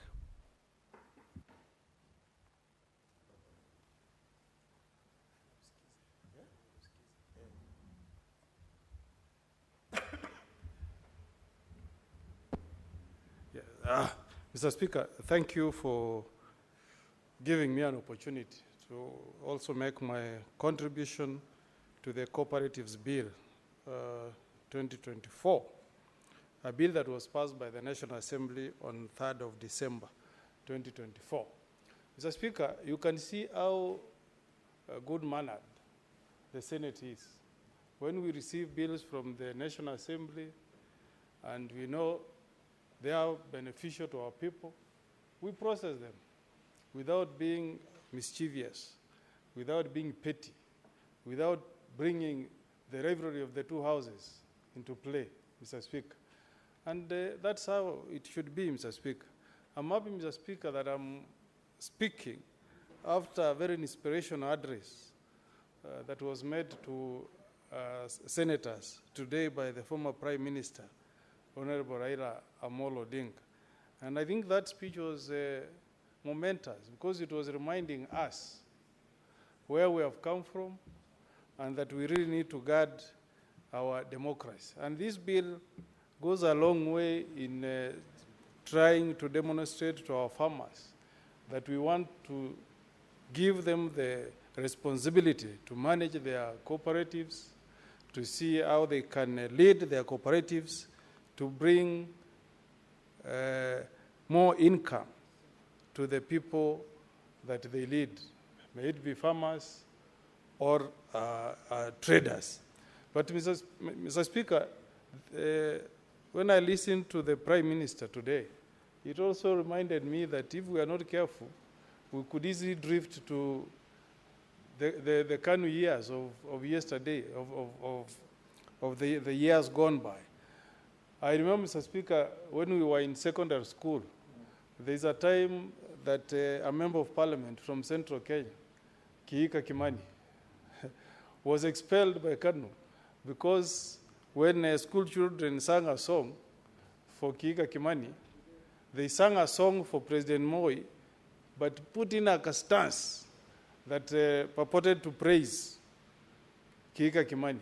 and he was expelled by Kanu. Or when we were in Form 6, a story we were told by our history teacher, what befell Joseph Munyao, who was MP for Mboni in 1989. President Moi visited Mboni, and he mentioned the name of Mr. Munyao, who was then the MP. And Munyao made the mistake of not standing. And the following day, the Okiki Amayo committee summoned him, and by the close of business, he was expelled. Or the story we were told of Samuel Pogisho, who, Mr. Speaker, only spent four months in Parliament and was expelled simply because he was fighting for the rights of the Pokot, together with Honorable Lotodo, the late Lotodo. So we really need to guard, Mr. Speaker, our democratic space. When we listen to very, very experienced leaders like Raila Amolo Odinga, it's really a reminder that we're here for a bigger call, Mr. Speaker, that we must guard our democracy, that the speeches we make here will be made reference to by future generation. When he told us that he made a speech when he was moving a motion, and all members of opposition walked out on him, but he didn't give up. He still pushed and pushed. So I'm really happy that I'm making my contribution to this bill on a day like this when we had that very inspirational address from the Prime Minister. Mr. Speaker, from where I come from, my county of Nyamira, my farmers basically survive from the goodwill of cooperative societies. Our tea farmers, and I believe even my good friend, my neighbor, Senator of Kericho, knows the contribution that the Chai Sacco cooperative society has made to farmers, despite a few teething problems here and there on mismanagement. The coffee farmers in North Mogirango, where we have Magwawa Cooperative Society, has been very beneficial to the coffee farmers. In West Mogirango, Nyamaya Cooperative Society has been very, very beneficial to coffee farmers. Visembe Cooperative Society in North Mogirango. In Borabu, Mr. Speaker, where I live, Borabu Cooperative Society used to be very vibrant. When I was a young kid, we used to deliver milk, and a cooperative society used to pay us in our local village in Tinderet. That is dying. I hope this bill will really rejuvenate these cooperative societies so that our farmers can be organized in groups that can have better bargaining power. Currently, Mr. Speaker, the most active cooperative society is Vision Point, led by Mzee I called my father, because he was my father's age mate, who has continued to provide leadership to the local farmers. He's called Mzee Menge. Maybe Senator Cheriot knows the Mzee. He's been a very dedicated farmer, and he has been there trying to inspire farmers. He was there when the government was delivering the cooler machine. He actually mobilized me to assist the farmers to connect power and water for the cooler. Mzee Menge has made a lot of contribution in trying to ensure that farmers are organized and they deliver their produce in a manner that makes life easy for farmers.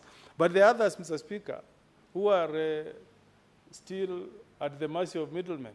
If you drive from Nairobi, once you go past Nyasiongo, you will get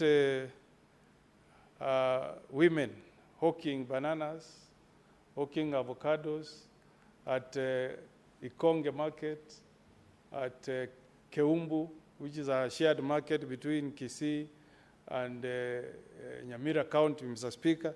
And I hope that the passage of this bill will assist those cadre of farmers to be organized in a way that they can have, the cooperative can do bulk purchases, try to do market survey and access, so that they aggregate their produce and sell when they have really a stronger power on the price. Because currently, Mr. Speaker, what happens is that middlemen, from Nairobi buy our bananas at a throwaway price. We sell our avocados at throwaway price, Mr. Speaker. I hope that when this bill passes, there will be direct benefit to our farmers so that they are not exploited by middlemen. We want our bananas, Mr. Speaker, to be sold in bulk so that the person who is buying can go and do value addition, you know. But this idea of buying one banana from one farmer or two bananas from one farmer, it doesn't really add value to the farmer because you sell away at thrown away prices. Mr. Speaker, farmers have faced many problems, including at times problems of mismanagement of our cooperative societies. I'm happy, Mr. Speaker, that this bill in the third schedule has created very, very serious offenses, including offenses that will make some people to be barred or to be disqualified from serving as members of cooperative societies. You have heard the sorry state of mismanagement at Cusco, so speak. And I read in the newspaper sometimes that you find one director in Cusco disappears with 20 million, money belonging to poor contributors, Mr. Speaker. And the problem with our justice, criminal justice system, is that you can steal from the poor and get away with it, Mr. Speaker. In other jurisdictions, if you steal public money and the law catches up with you, you will be consigned to poverty forever. But here, Mr. Speaker, somebody steals from poor Kenyans who have made contribution to our cooperative societies. The case drags in court forever, Mr. Speaker. And finally, when a conviction is made, you are told now there is no evidence. The case has been in court for too long. Some witnesses end up disappearing. That's not the way our justice system should be. I'm happy that we have also created offenses of misconduct or falsifying documents so that we bring discipline, Mr. Speaker, to these cooperative societies. And, you know, I wonder when people complain that they don't want to serve for 2 terms. For many years at the Law Society of Kenya, Mr. Speaker, every new chairman used to be told that you walk the story of George Washington. When George Washington became President of the United States of America, there was no term limit. There was no term limit. The 1789 Constitution, Mr. Speaker, American Constitution did not have term limit. But George Washington said, look, we have so many Americans who can bring some ideas on leading a country. I'm not the only one. So he did 2 terms left. The one who followed did the same thing. So it was like that till 1933, when Franklin Roosevelt decided to do 4 terms, so to speak. And Americans responded and said, now that we have seen that we can have people who may want to die in office, let's amend the Constitution and create 2 terms. So you used to take leadership as president of Law Society, and you are told the road you walk is the road of George Washington. You do 2 terms and you go. Why do people want to lead cooperative societies for eternity, Mr. Speaker? Why? There are so many farmers, Mr. Speaker, who can provide leadership to our cooperative societies. Article 89 on the power to charge. I'm happy, Mr. Speaker, that the law is now very clear that before a cooperative society charges its property to a bank, there must be a special general meeting of that cooperative society, and then the members authorize the officials to charge a property. I know of a cooperative in Simbauti, Mr. Speaker, who took a loan, but they were unable to pay, and that was land that could have been very productive in farming. But the land has been sold to repay off the loan. So it's important that members themselves pass a resolution, you know, to authorize the board members of a cooperative society to borrow. Mr. Speaker, I will oppose this clause 16 that gives power to COG to pick a nominee. We have passed so many laws here, leader, giving that power to COG. But you find that the chair of the day picks his friends, his relatives, to be representative of COG. That was not the intention. That was not the intention. We must find a way. Let's be innovative. We can even say in each county we have a office of senator can propose a person to sit in the selection panel, the governor to send one person, the MP one person, so that, okay. Yes, Senator Majority Leader. Mr. Speaker, I associate myself with the comments by Senior Counsel, Senator Okongo. That is something that has troubled me for a while. But you need to find comfort in the fact that, Mr. Speaker, we have now since enshrined COG in law, making it a body corporate. What we must do then is perhaps during committee of the whole is that we need to add the words through a competitive process. I think if we do that, then it will serve the purpose. But that's very important what he's raising. I thank you, Mr. Speaker. Thank you for informing. I think that will be a good middle ground. If we say through a competitive process so that an advert is placed in the newspapers, Kenyans apply, let the one who is most qualified be the one being offered the opportunity. Now, Section 12, County Public Service Board to employ a number of technical officers as it may deem fit. Senator Cheruiyot, you know the problem we have with employment at our counties. My county is currently doing 62% of the revenue that they get goes to employment. We need to find a way. Maybe we need to limit the number of staff. You know, like in the judiciary, we have a limit of how many judges Judicial Service Commission can employ. The Constitution is prescriptive. You cannot have more than 9 judges of the Supreme Court of Kenya. Is it 9 or 7? Yeah? We need to do something. If you put this blanket check, the moment we enact this law, Mr. Speaker, you will see counties will employ even up to 300 people. All the money that we are fighting today to go to counties will still be consumed by salaries at our counties. So we really need to be very, very careful with this power that we are giving to County Public Service Board in Section 12. Otherwise, you will see, Senator Cheruiyot, the moment you enact this law, your governor will employ even up to 400 people because they want to employ their relatives, their supporters, somebody said even their girlfriend. And then 124.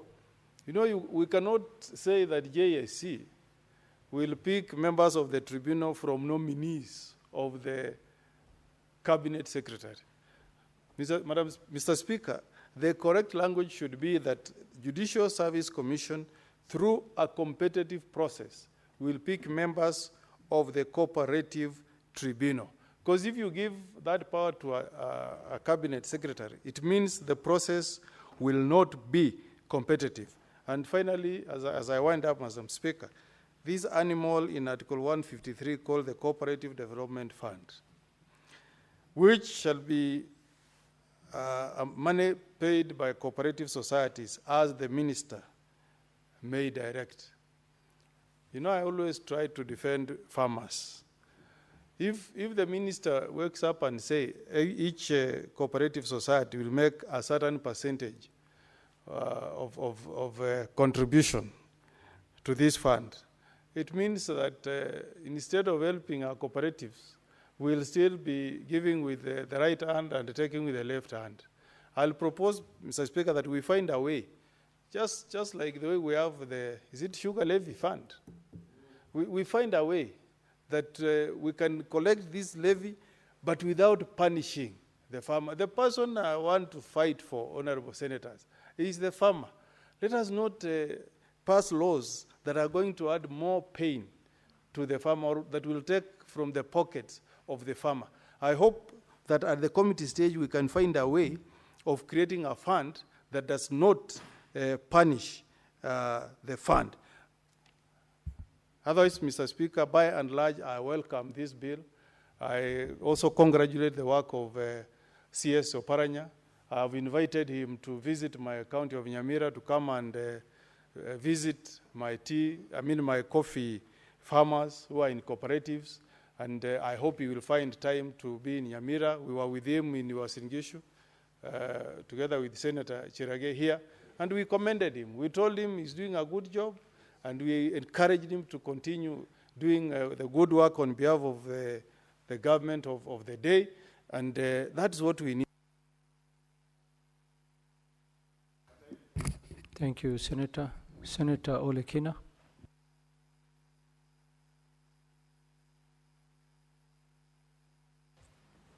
Thank you, Mr. Speaker. Mr. Speaker, I rise to make some brief comments on this very important bill, the Cooperative Bill of 2024. Mr. Speaker,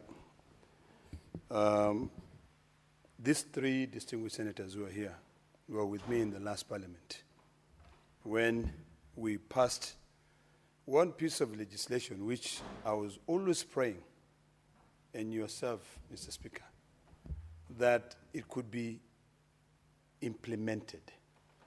This is the warehousing receipt bill.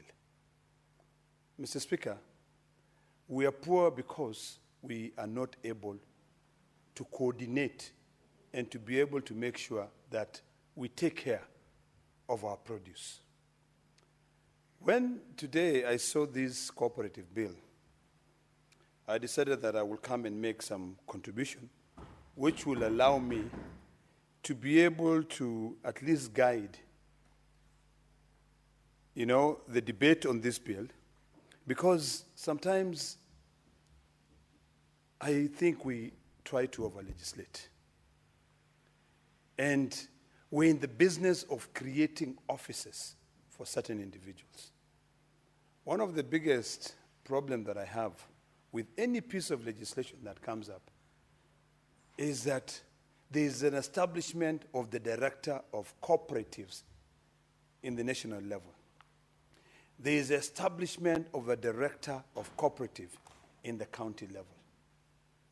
I've had a very negative experience, Mr. Speaker, on the issue of cooperatives, because the process is selective, it is predetermined, and once you become selective in the process of registering a cooperative society, and when you predetermine how even the bylaws should be drafted, that is a recipe for disaster.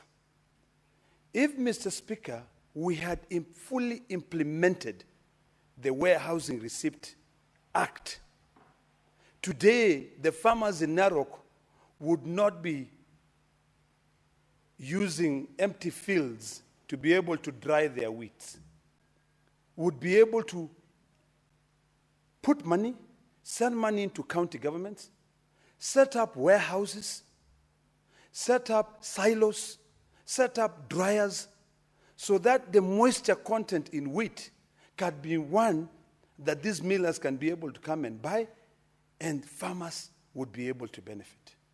Today, when we come here with a very long bill, I'm still reading it, which has got about 284 pages long. My only conclusion is that we are actually going the wrong direction. We are over-legislating. We talk about devolution. Agriculture is devolved. By and large, when you try to interrogate this bill, Mr. Speaker, it talks about produce. You know, how people can come together, work together to be able to produce. Today, we have a cabinet secretary in charge of cooperatives. But this bill wants to set up a director of cooperatives in the national level. Then what is the job of that cabinet secretary if we have a director in the national level? Agriculture is devolved. Health is devolved, but we are still clawing back on devolution. Mr. Speaker, I think this House, when it comes to the third reading of this bill, or the committee of the whole, we must go through the bill and scrutinize it. Go through the bill with a toothpick to ensure that, number one, we do not over-legislate. Number two, we do not create offices for particular individuals who will be living large, collecting money from farmers or members of a cooperative. They drive big SUVs, live in Karen, yet the farmers themselves struggle in terms of developing their produce, storing that produce, and then once they sell is where now these directors come and say, we want our levy. I've always had a problem, Mr. Speaker, with the Kenya Dairy Board, because I think it is completely misplaced. It doesn't understand the challenges that farmers go through. It doesn't understand the adulteration of the milk in this country. It doesn't understand the challenges that women in our counties face when they don't have a proper cold chain. I wish that Kenya Dairy Board was investing heavily in developing a good, cold chain, so that when a farmer milks, takes it directly to the cold chain and doesn't have to go through brokers. We must stop over-legislating. I wish this bill was talking about a process where the government will invest in the farmers, give subsidies to the farmers, set up cooperatives for free for farmers. Mr. Speaker, when in fact, I even spoke to the Cabinet Secretary. I was trying to register a cooperative in Narok. But the rounds and circles that I was taking, Mr. Speaker, I just ended up registering a limited liability company. And then I say, based on how I work with the farmers, I can give shares. So sometimes it's a bit frustrating. What we need to do is to sit down with the county governments. I would support the proposal of setting up a county director of cooperatives. And this office of the county director of cooperatives, not the national director of cooperatives, a county director of cooperatives. Let the cabinet secretary deal with the issues of cooperatives. When we go down to the county level, we can have a CCM in charge of agriculture who then appoints a director of cooperatives. When you appoint the director of cooperatives, you ensure the CCM or the CEO in charge of cooperative ensures that every county budgets for money that is supposed to build these cooperative movements. Mr. Speaker, about 10 years ago, I traveled to Brazil, and I went to study the cooperative system there. And I was mesmerized, Mr. Speaker. And that is when we came to debate the warehousing receipt bill then, which is an act now, at least everything to me was making sense. Cooperative movements in countries like Brazil, Mr. Speaker, have their own community banks where farmers, they have their own warehouses, they bring their produce, it's a cooperative. They have their membership there. It is not a matter of a big government, but rather a small government. But in this case, which seems to be misadvised in terms of where you want government to be in every little pocket, a big government is not going to be able to help us. Creating a job for a director of cooperatives nationwide is not going to help us. The first thing we should do is to ask county governments, can you set up cooperative movements? In Narok County, we have 6 constituencies. We know what does well in Emurwedikir. We know what does well in Kilgoris. We know what does well in Narok South, Narok West, Narok East, and Narok North. Before I entered here, I was meeting with gentlemen from Narok North. Of course, they were disgruntled because of land issues. Some of them who were left out when Mao Forest was being surveyed. And they still have a genuine case. But these people are farmers. They produce wheat, barley.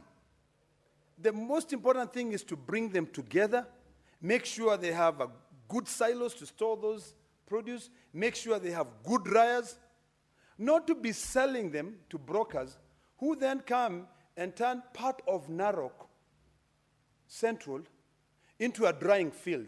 There's a place called El Mashariani. Before you get into Narok town, Mr. Speaker, literally 2 kilometers before you get into town, you will see some makeshift silos, but people don't even use those silos because of the moisture content. Then you will see a field, which is about 20 acres. And during the harvesting season, Mr. Speaker, that field will be littered with just, grains. Down about 1 kilometer away, there's a Kenya Cereals and Produce Board. So people come individually. They come, they dry their wheat there. Once the moisture content has reduced, is where now they sell, and they take it to the silos for the millers to be able to come and buy. We need to do things differently, and not only come up with such a huge bill, but develop legislation that can actually encourage a small government rather than a big government. Legislation that will ensure that it creates wealth rather than overburden farmers. When today the dairy board is saying, oh, you need to pay this levy. Tomorrow, with this act, these cooperative members have got to pay money. Why? We are being overtaxed on a daily basis, Mr. Speaker. Mr. Speaker, the 4-tier structure of these cooperatives, for me, is really a lot of bureaucracy for nothing. Why do you have to create 4 tiers? It is like the other piece of legislation we were discussing here the other day, Mr. Speaker, that now requires, I think it was the coffee bill, that now requires that a buyer be registered, be licensed, a seller be licensed, a broker be licensed. You're actually stifling innovation. So we need to be cognizant of the fact that we're living at a time when artificial intelligence is guiding the future. Tomorrow, Mr. Speaker, I'll be meeting students who we're sponsoring to be able to study agribusiness. Cooperative is one of the subjects that we are going to be discussing. But if tomorrow now I have to sit down and tell them, we have a bill that is proposing to have a 4-tier structure for cooperative movements, I'm sure most of them will be like, for what? If we had a database of how many cooperatives we have in this country, in Narok County, for instance, and say we have 20 cooperative movements. Cooperative number 1 is for wheat farmers. Cooperative number 2 is for dairy farmers. Cooperative number 3, tea farmers. Cooperative number 4, livestock farmers. Then the next question we ask, how much are we supporting these cooperatives? Mr. Speaker, we had the Cabinet Secretary here the other day in charge of gender, and the subject of the day was the issue of women enterprises. If there is a way that we can be able to make sure that any piece of legislation we develop, we tie in all these government resources. There's a lot of money, Mr. Speaker, sir, in the agricultural ministry today. When the government wants to give coolers, they use the Ministry of Livestock. Can we find a way, similar to the way the Disaster Management Office used to work, where it was coordinating services from each and every ministry, so that when disasters strike, they support from the Ministry of Gender, they support from the Ministry of Housing, they support from the Ministry of Local Government then.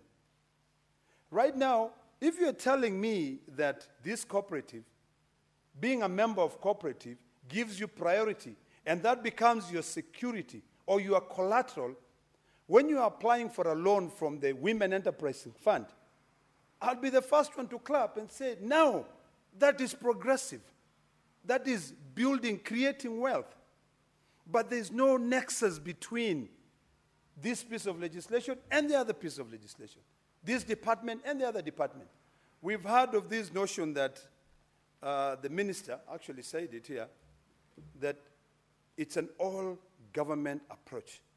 Meaning, as a cabinet secretary in charge of Interior, or as a cabinet secretary in charge of agriculture, if you go to a place, you should be in a position to respond to the issues being raised by that community or by those citizens. Any piece of legislation that we draft now should not be one that continues creating jobs for people, but for making things to happen. We need to be clear now that we are no longer in a unitary state of governance. We're in a devolved state of governance that does not require everything to be coordinated by the cabinet secretary. In other countries, Mr. Speaker, I'll give an example of the United States of America. They have school districts. I lived in Massachusetts, and in Concord has their own school district. You know, they get support from the federal government, they get support from the state government, they get support from the local government. But the way I see us moving ahead, it is like we are completely confused. It is like the national government always want to have control. I really do wish that sometimes my colleagues in the National Assembly would take time to read the pieces of legislation that they propose.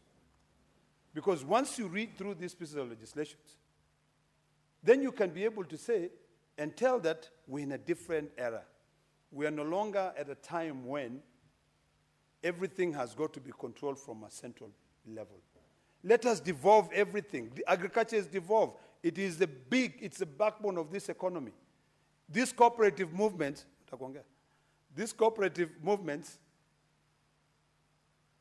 Mr. Speaker, since I see my majority leader is, and I think the time is up, I'd wish that I could really speak on this. But this will be the first bill, Mr. Speaker, that I will seek your eye during the third reading, so that I can be able to really try to make sure that I make sense out of it.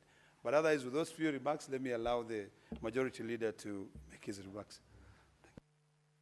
Thank you very much, Senator. I call upon the mover to reply.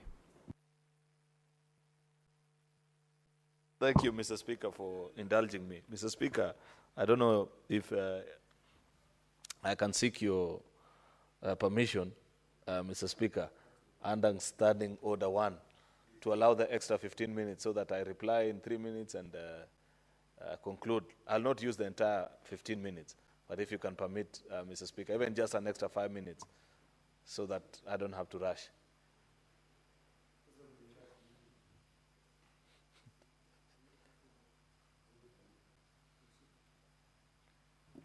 Very well, I will extend. Thank you, Mr. Speaker. For not more than 15 minutes. Yeah, I'll not even do more than 5. Mr. Speaker, you know, I wanted to respond to some of the things that my colleague Senator Ledama has said, so I needed time. Because, you know, Senator Ledama, I can tell when you have read a bill, and I can tell when you have just walked in and picked a bill and want to comment on it. You have said very many useful things how that you can enrich this particular bill, which I agree with you, and that's something we must do. But if you had been in the House earlier and listened to the things our colleagues were saying about the challenges in the cooperative space, the need to ensure that governance and legacy issues are addressed spontaneously, then you would know the urgency with which we want to bring sanity to this space. You are aware, because I know you follow news in this country, of the Cusco scandal. That was enabled by weak legislation that exists. You can see that we are amending a statutory instrument, Senator Ledama, that 15, is it 15 now? After 15 years into the new constitution, we don't have a law governing the cooperatives movement. That's why even in your own Narok County, for example, despite the great potential that cooperatives have, people fear touching them because they know the minute you are more than 10, 50, 100, then there's no guarantee of safety of those returns. We must tighten that particular space to take us back to 1980s and 90s, if you recall, Senator Ledama, when people used to gather here at KICC during the annual Cooperatives Day, and leading cooperatives from across the country will come and be commended and rewarded for exceptional performance during the financial year. That is what we are seeking to achieve. I also mentioned during the moving of this bill, why this bill is this voluminous is because it is a combination of industry stakeholder views that has been collected the last 15 years. This is the third time this bill is coming to Parliament. We tried it in the 11th Parliament. I think it died in the National Assembly. Last Parliament, if you recall, we actually began this bill ourselves on the Senate side. But somehow, as is the tradition, when our bills get to the National Assembly, it died a natural death. This time we said we are lucky because it's their bill, and Senate is the upper house. We are not just upper for powers or anything. It's for prioritizing and knowing that there are things that are not worth fighting for, like who commenced the bill or not. If a bill is good, we separate on it. I therefore want to urge that you take the weekend, Senator Ledama, and improve on this bill. Read page by page, because it has very many important proposals that we went step by step in my moving notes, including, because I heard you, Mr. Speaker, mention, Senator Ledama mention on the issue of why you need a national director for cooperatives. It's because that is like the registrar of all these cooperatives. We have given one at the county, but remember, there are counties that, there are SACCOs and cooperatives that are trans-county.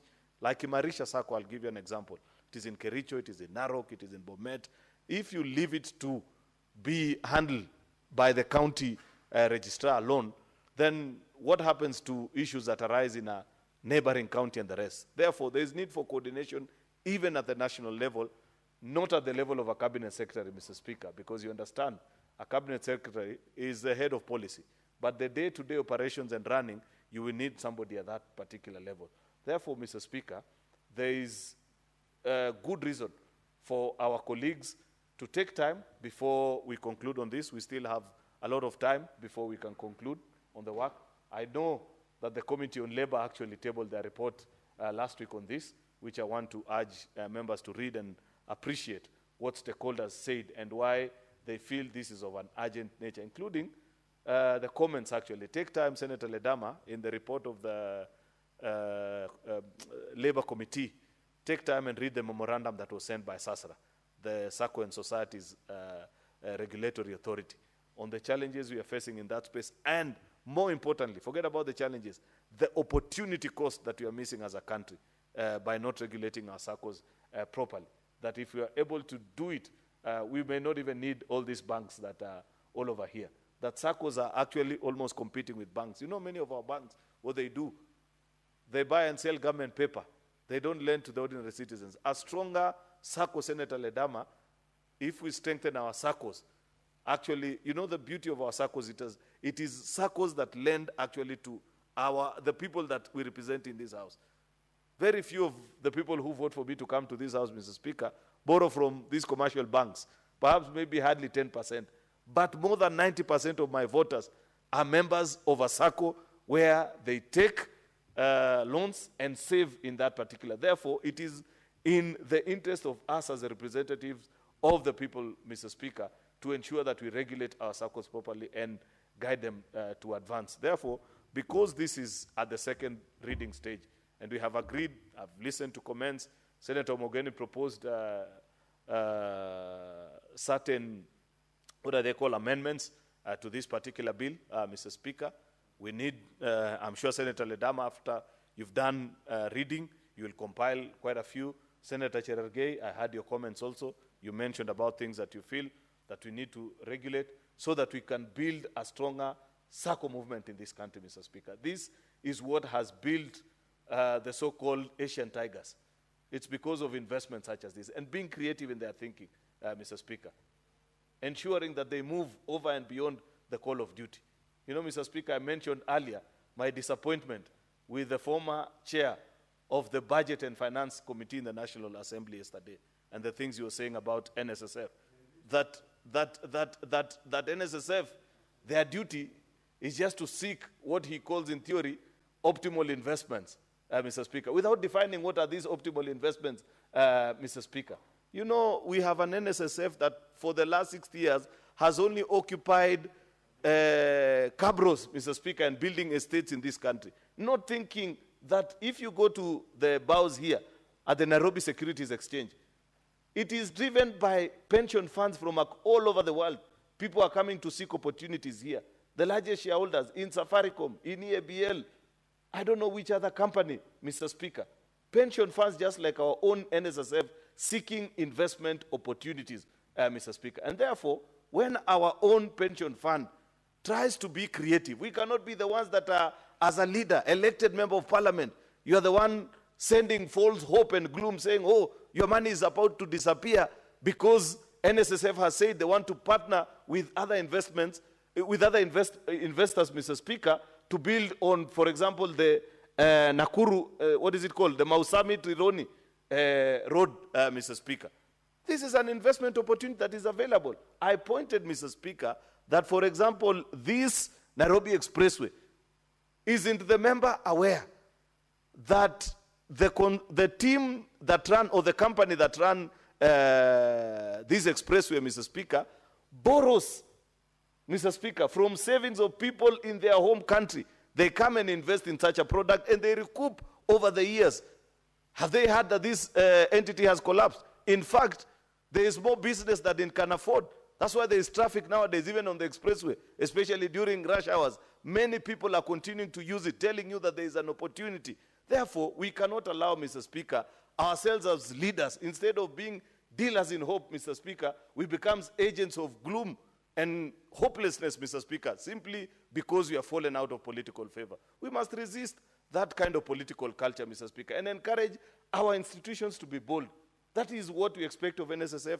That is what we want out of SACCOs, Mr. Speaker, to be investors as well. It will be a good time, Senator Ledama Olekina, that your own SACCOs, after we have regulated them properly, that they come and invest here in Nairobi Securities Exchange. People from Ilmotiok, from, I don't know, Lulunga, and all the parts of Narok. Young men that can organize themselves. The young people that do business, boda boda, mama mbogas, and we trade them how to harness investment opportunities that are available. Kenya is a wealthy country. That member needs to know. Even the NSSF of Tanzania is here in Nairobi, just next to us in Upper Hill, investing in a building, trying to seek investment opportunity in Kenya. Then we are telling our own NSSF, oh, don't seek opportunities within your own country. Surely, we have to be, Mr. Speaker, bold and courageous and not be leaders that misinform our people. I had promised, Mr. Speaker, not to take more than 5 minutes. I see I already done that. That was just a comment with regards to opportunities that are available, especially to ordinary citizens, those that flood our SACCOs, given that this bill is in honor of them. Mr. Speaker, pursuant to, with those main remarks, Mr. Speaker, I beg to reply. Pursuant to Standing Order number 66.3, I request, Mr. Speaker, that you defer the putting of a question until a later date. I thank you. Thank you, Senator. The putting of the question is thus deferred, and I appoint Tuesday, 27th May, as the day when the question will be put. 27th May, 2025. Honorable Senators, it is now 6:37 p.m. and having concluded the business for which I extended the hours of sitting, pursuant to Standing Order 34.2a, the Senate stands adjourned until tomorrow, next week, Tuesday, 27th May, 2025.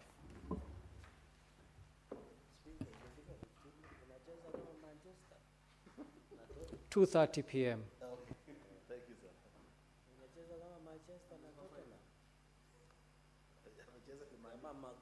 Maguire.